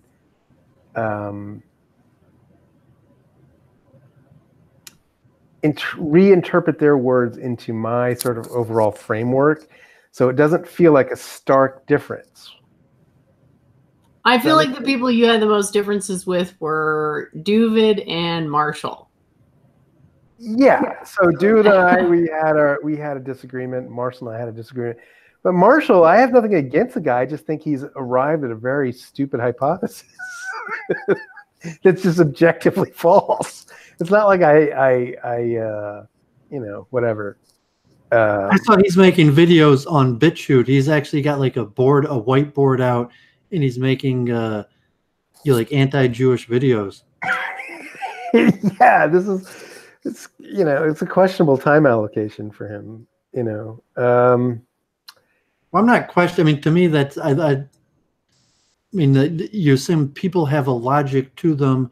The people are doing what they're doing because from the quantum mind perspective, that's the most natural state for them to be in. And I mean, can I psychoanalyze you for what I heard you say like a week ago, Elliot, or 2 weeks ago? Sure, you can psychoanalyze me. I'm just going to step away for 2 minutes, but I'm still listening. Thank you very much. Go ahead, lay it on me. I think I was listening, and you were telling Jennifer about like how you'd got mugged by some African Americans, and it was looking like I was mentioning the rabbi who had excommunicated Luke Ford was in L.A. at the Beth Jacobs Synagogue, was like this guest scholar in the synagogue here in Metro Detroit this week, and thinking like, is it possible that this rabbi kicked Luke Ford out of the synagogue, and that caused Luke Ford to spiral into anti-Semitism and white nationalism and the JQ, that being kicked out of synagogue would have been an event like that for you? Is it possible like you would have been like an average liberal American multiculturalist. Can we all get along? And then you got mugged by some black guys, and eventually that got you caught up and interested into like white nationalism and being anti-immigration or demographic change. No, it's not like I was like whistling through the. I mean, no, I don't think Luke is anti-Semitic. I think he's trying. He comes from a non-Jewish background, and he's now a Jew, and he's trying to understand the world, and so he's working through the lens of his own personal experience. And I think it's been a very interesting exercise for me. But I wouldn't consider Luke anti-Semitic, and I don't. So anyway, but that's. I mean, if the language is upsetting for me to call it anti-Semitic, but just anti-Jewish, or what did you mean? That he would be interested to talk to, like he would spend years listening to TRS, and kind of like, okay, he's a Jew, he's going to accept that, but he understands why people don't like us. And would host and have these conversations, and track down Richard Spencer and Mike Enoch and Kevin McDonald, and that there was some subconscious like, it hurt when he got kicked out of synagogue. It hurt, and it hurt so bad that he got caught up with TRS or something like that. And I don't know if you're disagreeing with that whole premise. And when I'm putting it onto you, was it possible you had something similar? Like, getting mugged by black guys hurt. And that caused you to, question what it means to be American, or white nationalism, or immigration and demographic change. That was a natural outcry, the hurt of being mugged. So yes, it was a powerful event in my life. However, I grew up seeing, basically, I grew up in the country, and then I moved to the city, and then I just saw the cities kind of deteriorate over time. And I witnessed things in the city that that are completely inconceivable in the country.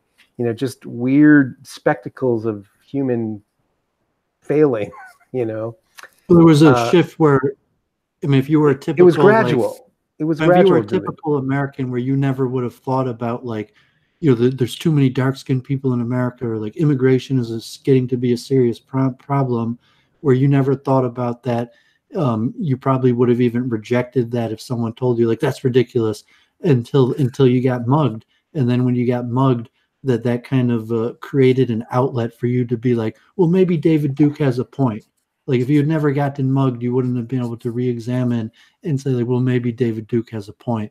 And, Luke Ford, so to say, if he had never got kicked out of synagogue, to say, like, these TRS guys are pretty cool and interesting.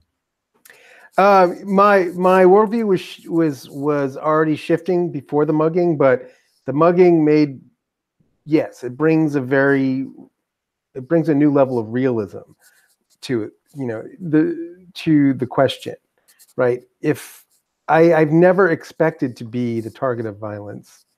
And, and I realize that, many people are, and they don't like it for good reason. And it's not the worst thing in the world to ask for some basic safety from your greater society. And, if violence, what I hear from a lot of people is they become an ostrich. They put their head in the sand. They don't want to deal with these questions of degrading urban, hellscapes that seem to be proliferating. But as where Doovid, like, I never got mugged. I've never had negative experiences with African Americans. Like, I got beat up a few times. I didn't really get beat up in public school, maybe like a hit or like a tiny bully. But even in public school, like, no black guy ever seriously beat me up. I never got mugged. And I've always had pretty positive relationships with African Americans. And, so my worldview, I didn't have that event that would have triggered me to start looking at it and be like, oh, maybe, someone like David Duke has a point, where it's like, I don't know what you're talking about. Like, I've lived among African Americans my whole life, and I've never had a problem. You're fortunate. Was it that I'm fortunate, or is it? I mean, you look at the statistics and saying like you would, if you hadn't had that experience, would you have been basically just like me? So you never take any evasive action, Doovid? There's no neighborhoods in Detroit where you're afraid to go to? You would risk, you avoid? Well, maybe I usually only go where I have business. So okay, but no, I mean, if I had business, I'd go anywhere. And I was in New York, and I went to all types. Like I was even in hip hop management, and I had friends. I went to the ghettos and Bronx and bad neighborhoods and churches and clubs and bars. And thank God I never had a bad experience with African Americans. And it's saying like, I'm not saying everyone's a saint, but like, no, it just never happened. I never got mugged. I never got beat up. It just didn't happen. I don't have a venue like that to say that experience didn't happen to inform my worldview. Elliot, do you think your worldview would be drastically different if you hadn't had that experience? No, I don't think it would. I think I was always very observant of what I see around me. So, and I can identify patterns. And I think it's foolhardy to pretend not to see patterns that you see, just because those patterns that you see are not easily discussed in polite company. Well, I could agree with you on statistics. We could look at like statistics and even like Jewish crime data and saying like, yeah, most Jews I know who got beat up by a darker skinned person, but not having that personal experience just makes me not really feel it in the same way, even if you could demonstrate it through data. Dude, what I actually find the most troubling is the anti-white rhetoric that I see offered by my liberal friends. So this is a canary in the coal mine. There's been a long historical effort to put the blame on for the condition of African Americans and other groups at the feet of white people. And I think that's not accurate, it's dishonest, and it's going to endanger the lives of a lot of people if it's not addressed forthrightly. I could agree with you, possibly, but that I don't have a stake that much. You'd be like, yeah, well, maybe you're right, but that's not necessarily my battle to fight. And like point noted. Well, why isn't it your battle to fight, David? Well, because demographic, I live in Metro Detroit. I'm a multiculturalist. I decided early in my life to treat all people equally and favor multiculturalism. And so you're giving me the head in the sand argument, right? No, because my head's not in the sand. I'm actively on the forefront of multiculturalism. I'm not someone with my head in the sand. I'm actively on the forefront of pushing multiculturalism, and I think I could do that because maybe if you were I'd said kind of like my argument with Will to Power or Brundlefly, where it's like you get shit on a lot and then you get promoted and you have the ability to shit on other people, and that's pretty common. It's like people beat me up and mistreated me, and then I got promoted and I just followed along and did the same thing versus saying like forgiving type attitude where it wasn't nice that happened to me, and therefore I don't want anybody else to have to experience that. Or you could go kind of like martial arts and self-defense and guns and there's different ways to react to it, but you could have taken a compassionate approach to that it's bad that this stuff happens, God forbid it happened to you, I'm sorry that happened to you, but let's try to make the world a better place where we could all get along. I still believe we could all get along. For saying like, nah, I'm kind of skeptical now. I used to think we could all get along and all peoples were basically the same, but now I'm starting to think that that's not possible. So I have to be active on anti-immigration or whatever. Or even if you're not active, just like listening to Luke Ford's stream or something like that, where you enjoy people saying those words. Where if you lived in an environment like me, there's no one even giving that rhetoric. You don't even have a voice where someone is yeah, because treating that kind of stuff. So Doooovid, what I see you're saying is it's this creeping tide, and because your day-to-day life is fine and you don't have any conflicts during the day, that we don't have to pay attention to the larger trend. We don't have to observe what we observe and make, you know, honest conclusions about them. You know, I have yeah, you did, Jen, you did start a debate with us, and I didn't mean to start a debate. But Doooovid, I can't, like, I have, you just get sick of having your car window broken into, your bike stolen, and this. Has that happened to you? It's happened to me almost on an annual basis. I'm sorry to hear that. Yeah, so sure, you are. I had my car broken into in Detroit once. So you've never had your car broken into, your window smashed, your bike stolen? I had my car broken into in Detroit like 5 years ago, and like, yeah, it sucked. I lost a few $100s worth of stuff, and yeah, I tried to be a little bit more careful about where I parked, or, you know, noticing you know, lights or different things to make it less likely.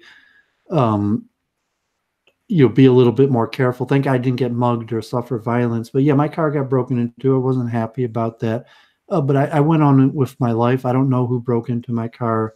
I didn't file a police report. I just kind of accepted the loss. Yeah, everyone just acquiesces to this creeping degeneration.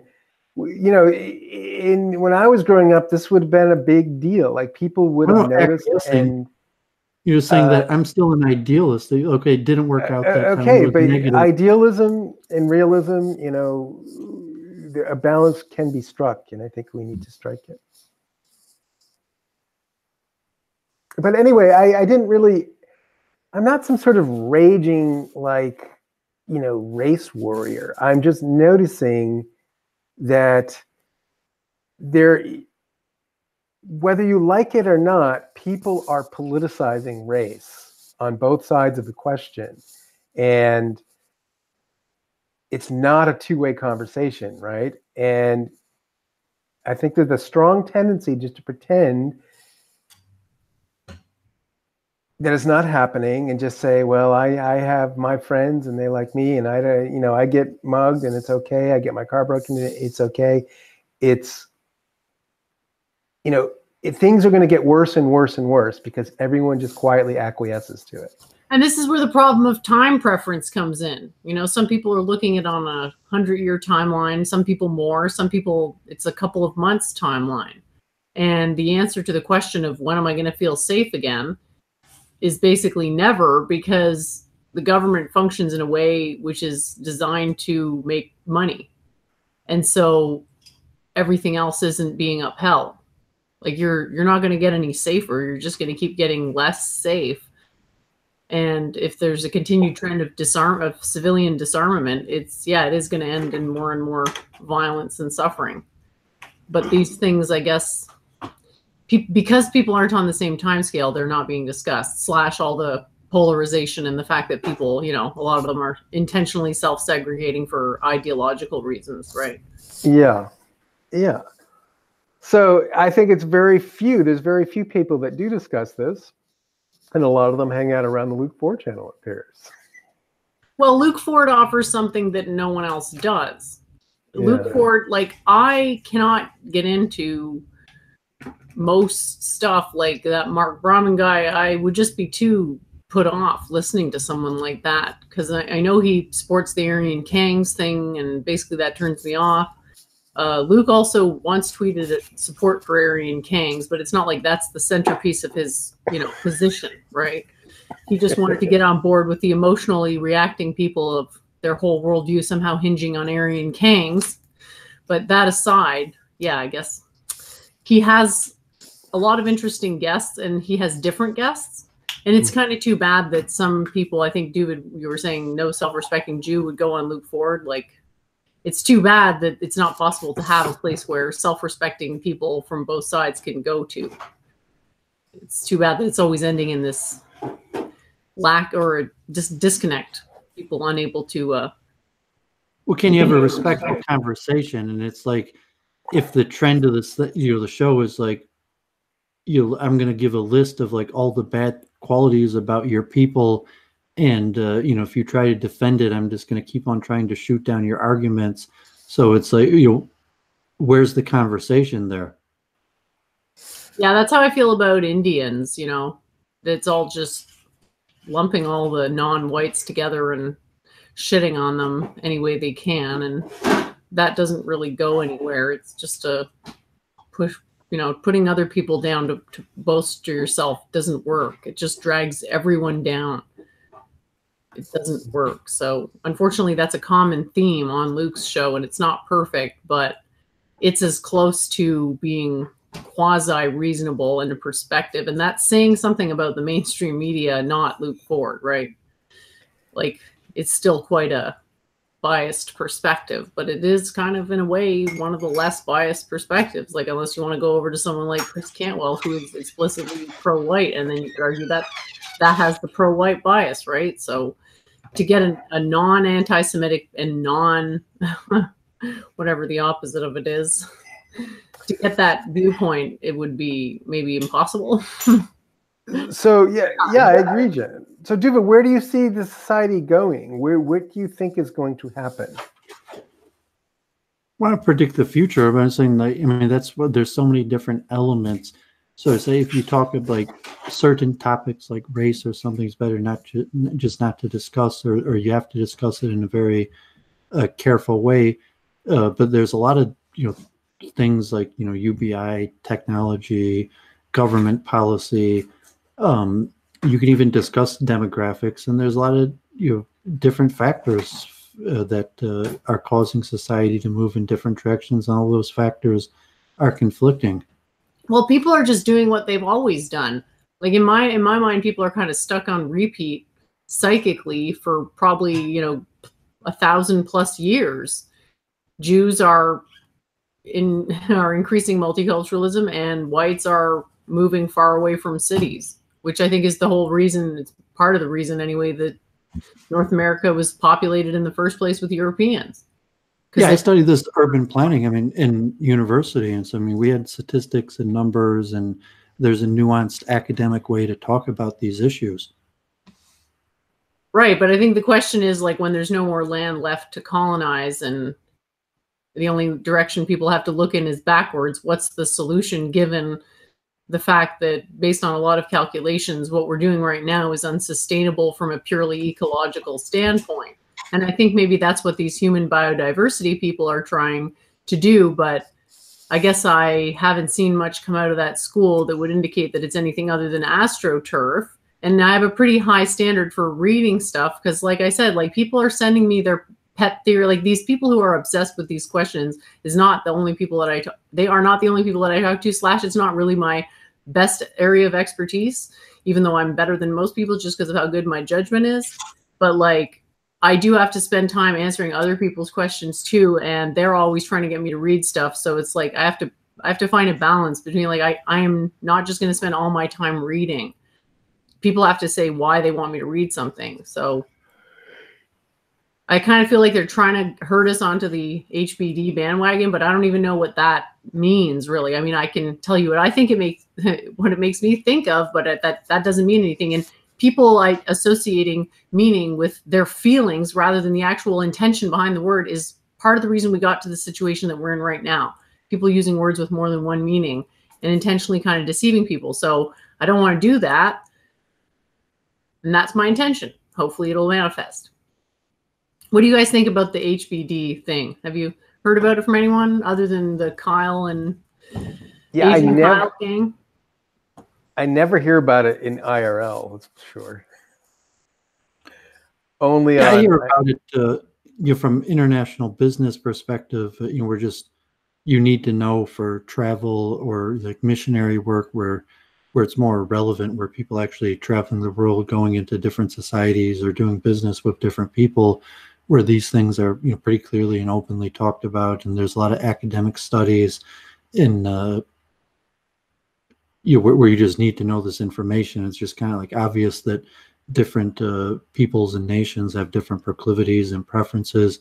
for how they interact. And I go to events locally, like Saudi Arabia, their council had like an event doing business in Saudi Arabia or Hong Kong or different things. And I go to these presentations pretty regularly, so I've been familiar with it and even taken a few courses on international business and read some of the biology. But when it comes to policies, saying like planning, urban planning, immigration policy, government policy, you come down to vote, it's much more difficult to saying what's the current state of facts, what's factual, what can you really know, and then what do you want to do about it, and then you're saying like why.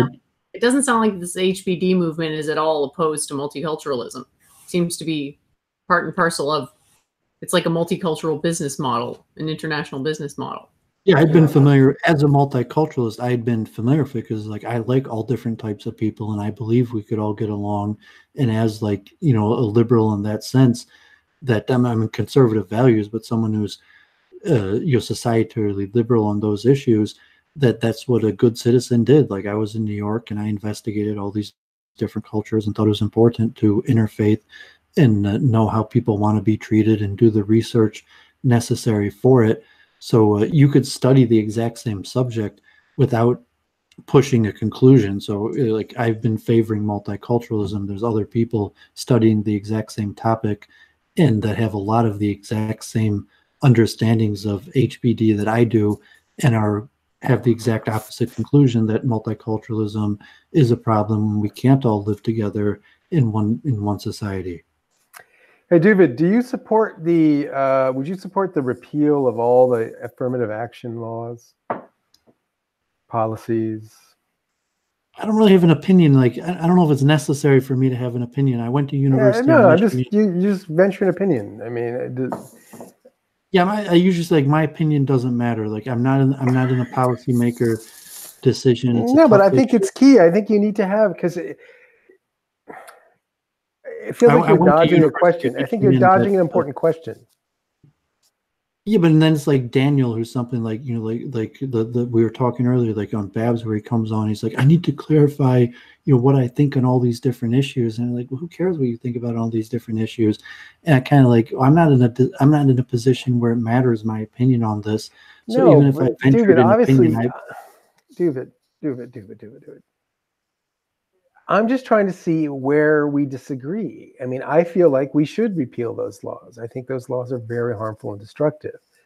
And you're just giving me nothing. You're neither agreeing with me nor disagreeing with me. So yeah, I'm not a prescriptive type person where I'm going to say what society should do. I'm more like Talmudic pilpul, where I'm going to say, well, there's this school of thought. What does that mean when you say that? What are you trying to say? That you're just when someone uses those words, it tells me I'm into putting words in the air that don't have any meaning.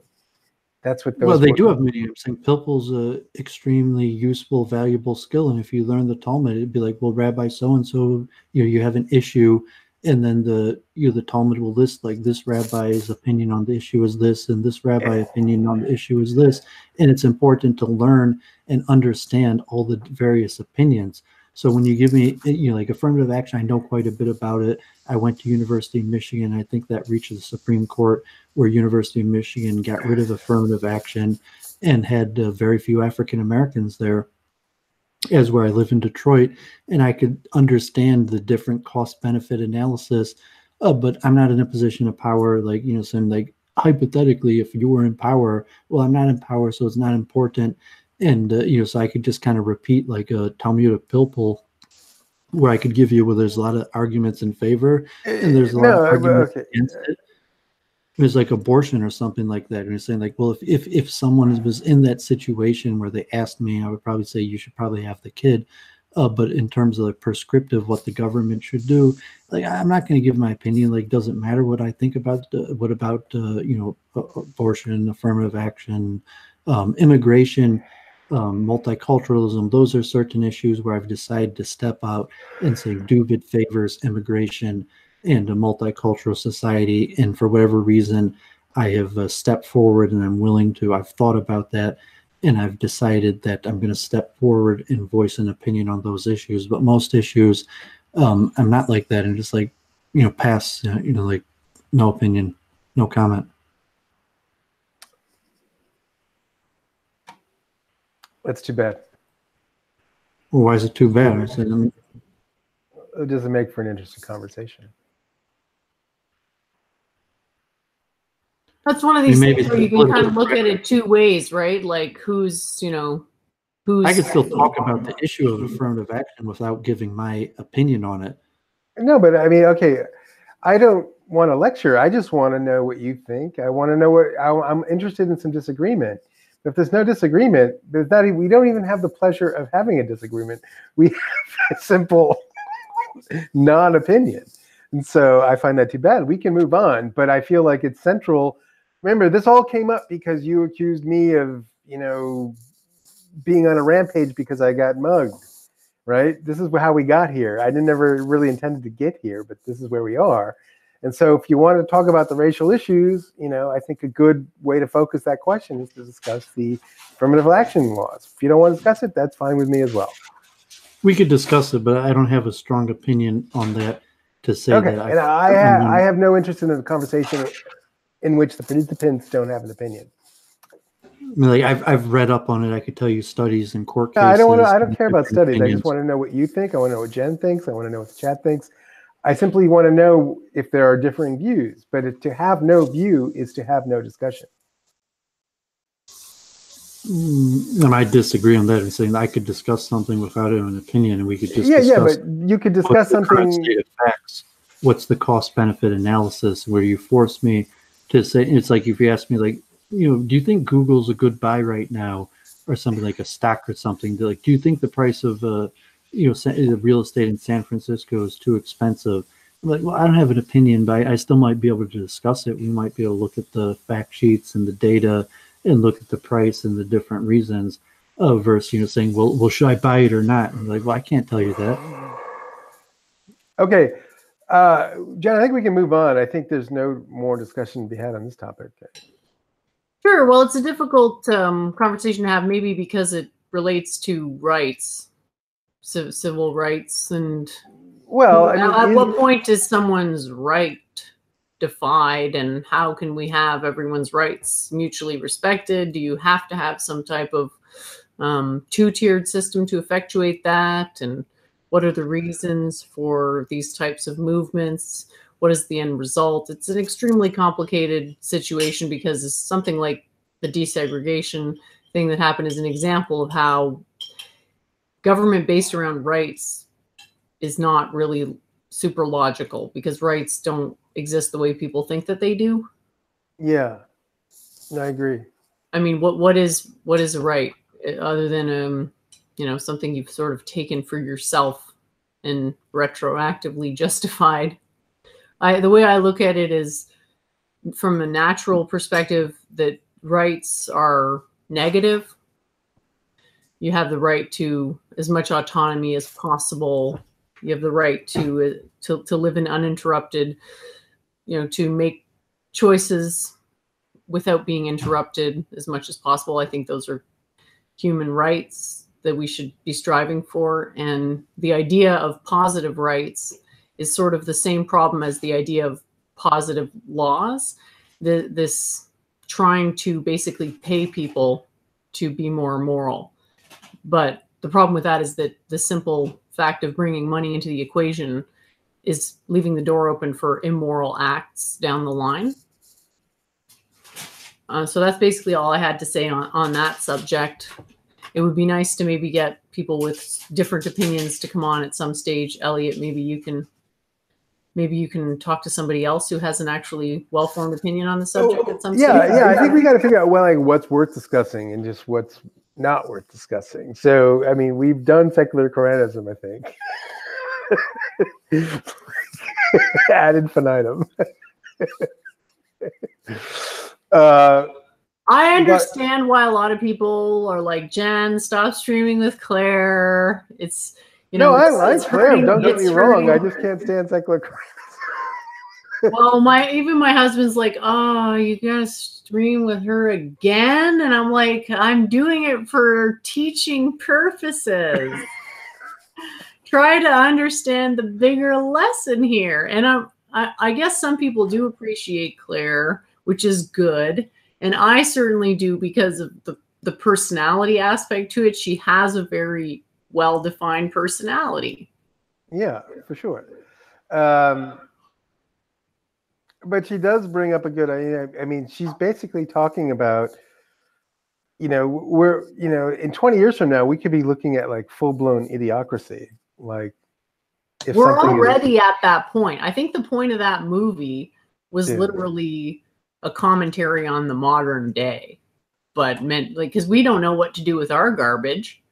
Garbage dumps are just accumulating garbage everywhere. Anybody thinking about that problem? What happens when it's just all garbage, right? Because that will eventually happen. If things keep going the way they're going, the garbage dumps will just keep expanding, right? And this is where the time preference thing comes in. It's like you have to take a very long timeline into consideration when you're making statecraft, because what we have right now is basically just 100% profit motive.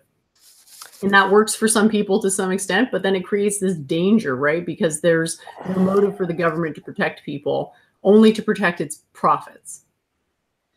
I'm sure I'm not the first person to say this, really.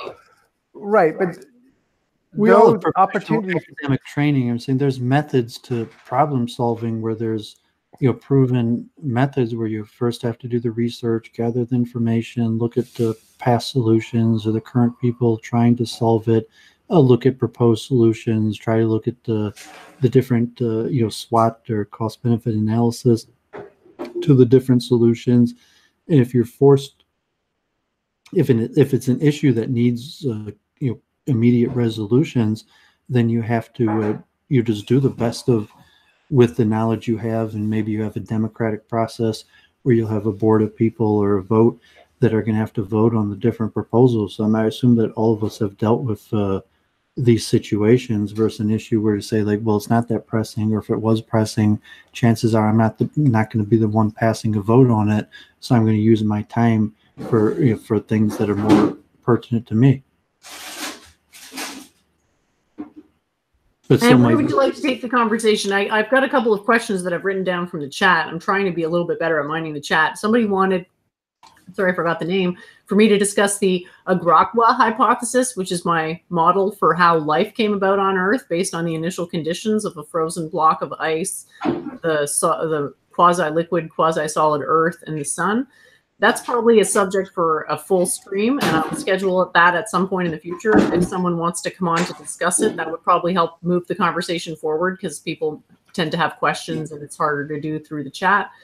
Brandon Smith asked whether lucid dreaming was a form of consciousness, but by the way I've defined it, you're always conscious, even when you're in the deepest part of sleep, because the consciousness represents the force behind your life. And since you're always alive, you are always conscious to some extent. And the way to describe the lucid dreaming state is that it is more similar to wakefulness than the typical dream state. So I just want to answer those questions real quick. Doovid, is there a different direction you'd like to take the conversation in? Perhaps a question you are interested in exploring in greater detail? Now, if we could end the stream, I guess, if there's nothing. I mean, part of the purpose of the week in review is to make our streaming and time more efficient and more better for the audience, and everything that we talked about what happened this week, and the direction for the coming weeks, and if you want to just talk for the sake of talking and social different things, or possibly the questions lead to how you should plan out the next few weeks for the different streams. If you want to keep it going, just talk about whatever. If you want to, close up by, talking about our plans for over the next few weeks. Well, I'm always open to talking about the quantum mind, but it does get rather technical quite quickly. So I just have different people that are at different stages of their own learning. And when they bring me questions, I answer them. So I guess I'm coming to enjoy the one-on-one streams where I can focus all my attention on one person, and we can, because when I re-listen to my streams, sometimes I realize I'm not always answering the questions or not listening well enough to what it is people are intending with what they're saying. And that's, something I could work on a little bit more. Other than that, I don't know exactly what's happened, other than it seems like a lot of people don't like Frontal Fly, but I don't know if that's news and I just, or they always didn't like him and now I'm just realizing it, that maybe there's some sort of rivalry going on between two factions of some groups, some fringe right groups, I guess. So if we, if there's nothing else here, we can wrap it up for now and maybe stream on a different subject later. Elliot, I don't want to keep you for too long because you're under the not under the weather, but you're fasting now. So yeah, we can talk about where we're going to go in the future. Did you want to start that off, Doovid? Yeah, I downloaded Streamlabs, so I'm not sure what the quality. There might be a few events tomorrow. Maybe there's like a Hare Krishna chanting, or there's actually an event with like Jewish Palestinian narratives that I might stream. I've done a lot of research on this half Jew stream. It's pretty interesting. A lot of data. And still, like, I have thousands of pages of reading, so I'm not sure if I'll probably do it maybe Tuesday or Thursday, depending on how much time.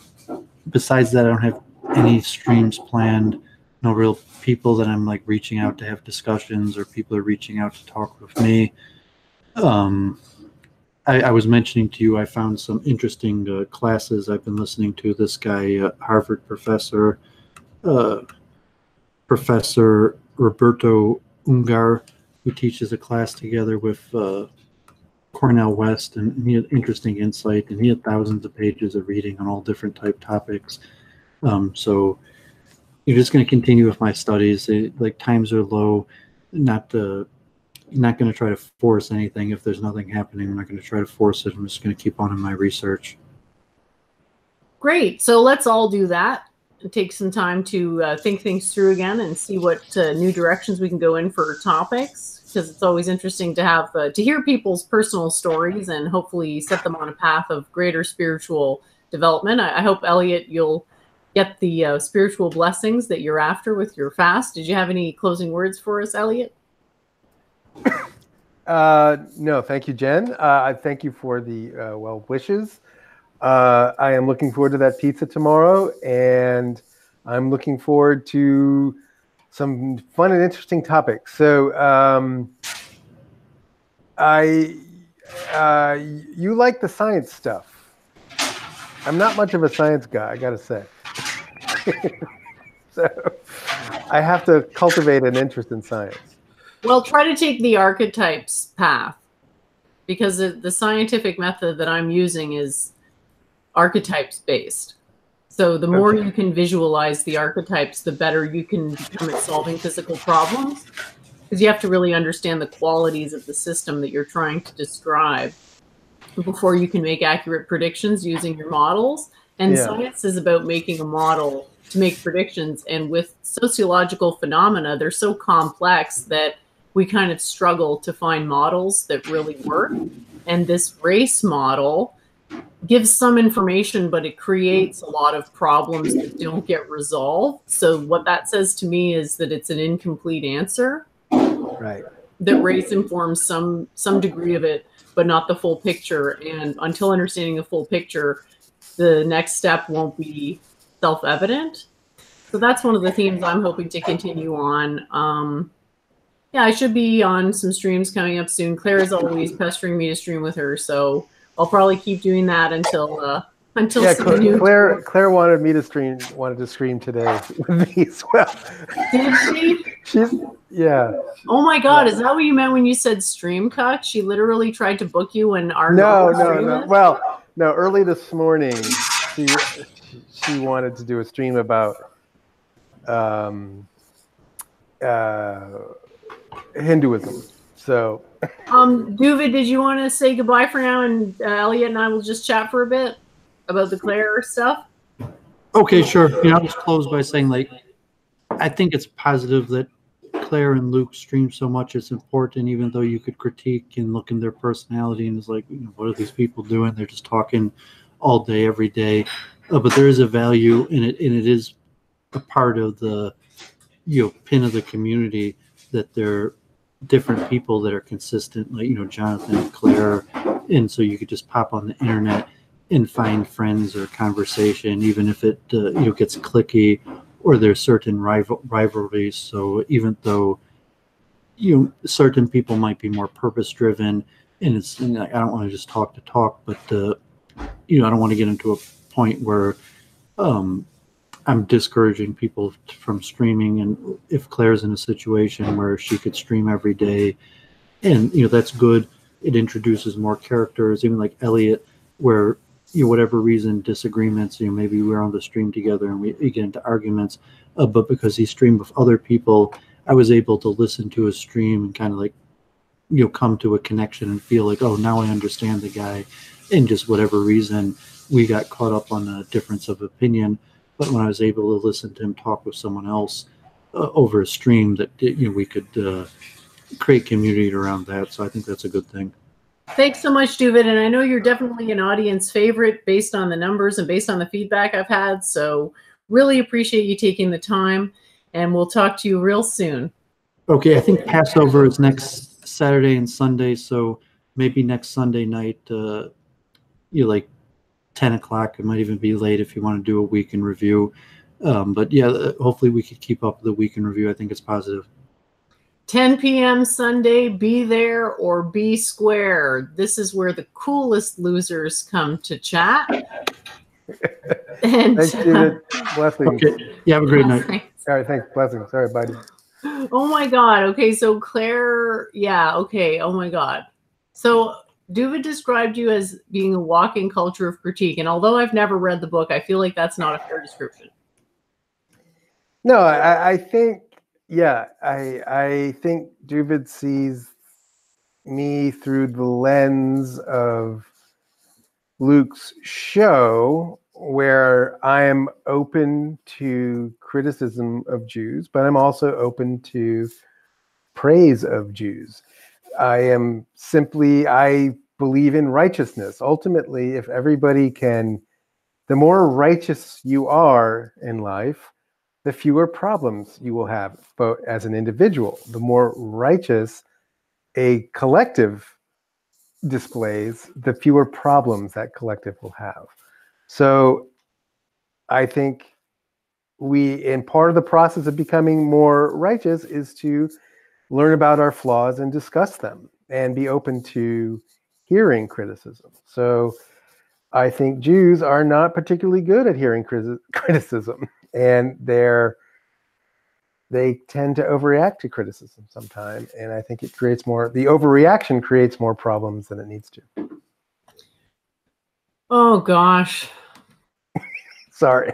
No, it's fine. It's just, it reminds me of this image someone had found from an old diagnostic manual for doctors. And I'll see if I can pull it up. I don't know if I actually saved it, but it's talking about when people are sick based on their race, how they tend to present their symptoms. And it was actually quite funny, talking about different groups and how some people had a more stoic view of illness. Like even if they were in a lot of pain, they wouldn't say it because in their culture, it meant a sign of weakness, and it was really bad to show weakness. So yeah. Well, I got to say, though, there's nobody told more Jewish jokes than other Jews to me. When we would get together, we would tell the worst, most offensive jokes. And it was fun, and it released a lot of tension, and there was a certain camaraderie in it. This is in Boston. And I think we've lost that ability. Suddenly everybody's locked down and gotten ultra serious about their identity and have lost their sense of humor. Yeah, I don't know when it happened, but it definitely happened at some point that things just stopped being funny. And the laughter was really forced and more of a social cohesion thing than a legitimate funny thing. I don't know if you ever watch these late night talk show hosts, but they kind of have a hypnotic format where there's canned laughter, like studio laughter. Oh yeah, late night TV. Late night TV has gotten so bad that I haven't watched it in probably 10 years. Like, well, I remember the whole, Drumpf thing, because I was never one to really watch TV much at any point in my life. Although I did sometimes watch TV shows just as kind of like Netflix style binge watching thing. Yeah. But gosh, I don't know. It just, I'm trying to like find the point where things changed, but they definitely did change at some stage. And by the time Trump was running, all the late night shows, it was all just making fun of Blumpf. That's all it was. I only saw those clips like on YouTube after the fact. I would never stay up and watch.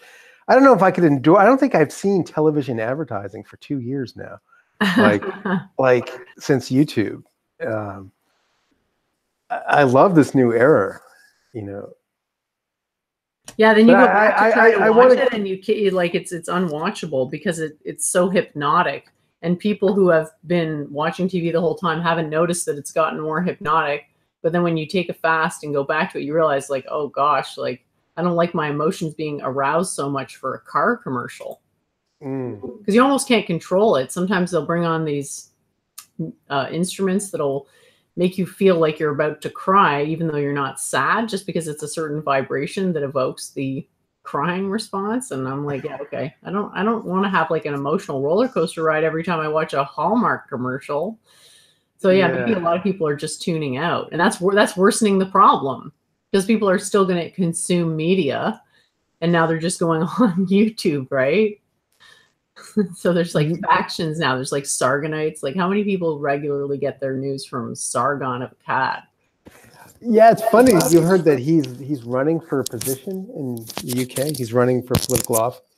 Isn't that hilarious? Like, I still remember a stream he did not that long. Like before he became really popular, he wasn't doing very well, and he's like, "Oh, I never thought about like begging for money online, but I don't know what I'm going to do." And just a really black-pilled stream, and now he's a couple of years later, he's running for office. I think that would be hysterical if he wins. Just the fact that he's running is great, but just that somebody could emerge out of YouTube ranks to become real political actors would be just fantastic. Imagine if Claire got vaulted into office somehow. Why do you think I'm doing what I'm doing? Is because to prevent that specific thing from happening. Just imagine someone like that at the head of the state. And Claire, as vindictive as she is, isn't even that bad compared to some of these people. I don't think Claire's vindictive. Yes, she is. Look at her blog. I mean, I'm just thinking. She is a spurg. She annotates. She watches a video and then annotates it minute by minute. That is some serious autism. That doesn't make a good leader of a country. Yeah. Or state ideology, for that matter. Because like people have to realize that they're avatars of the ideologies that they represent to a very deep extent. So people are judging secular Quranism not by the content. This is the diagram that you made. I love this. Oh yeah, this. I was just like, oh my gosh, How often do you make these diagrams often? Not that often, no. Just when I need to. I have a few that I've had to create to clarify certain ideas, but I don't shy away from making diagrams. But writing is like reading. It's a lower form of communication than speaking, because I'm talking about the oral tradition now. So, I miss handwriting. Even when I have to like write a check, it's like I've almost lost the ability to write by hand now. It's pathetic.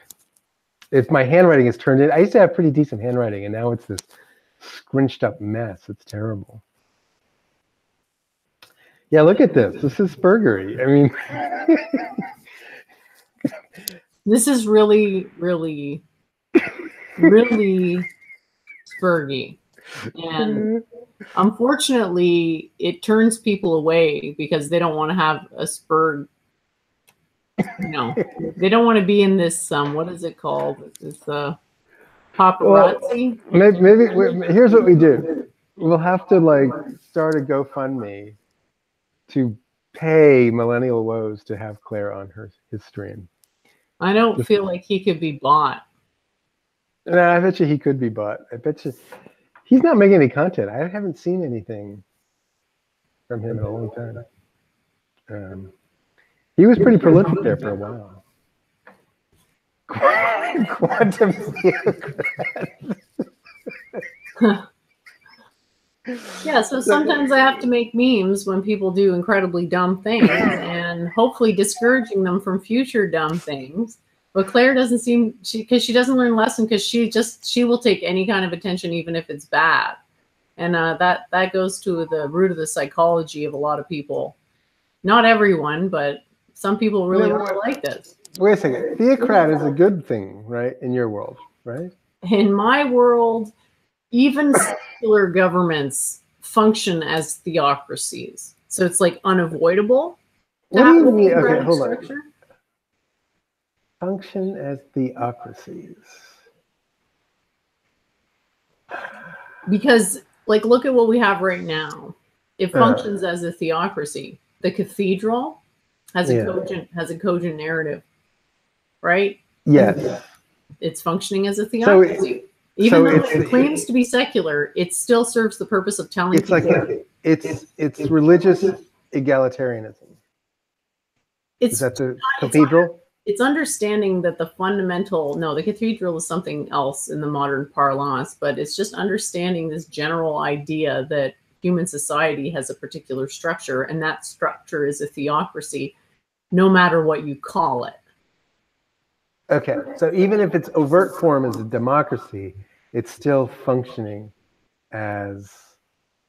you can think of it as a crypto theocracy. So it has a code of ethics. It has all these other things that a theocracy has, but it's not overtly presenting that way. So people have to kind of infer what these rules are through various means. And there's an expectation on the part of a lot of people that they're logical, and they're just not in a lot of cases, or not logical in a straightforward way. So you get all these problems, and Claire and I arguing, as annoying as it can get, is a living example of the different views people have on theocracy. And it's kind of funny that she's, quote, agnostic, right? Yeah. All right, I'm echoing. Are you not using headphones? No, I'm not. Is it still a problem? We're getting complaints in the chat that we're echoing.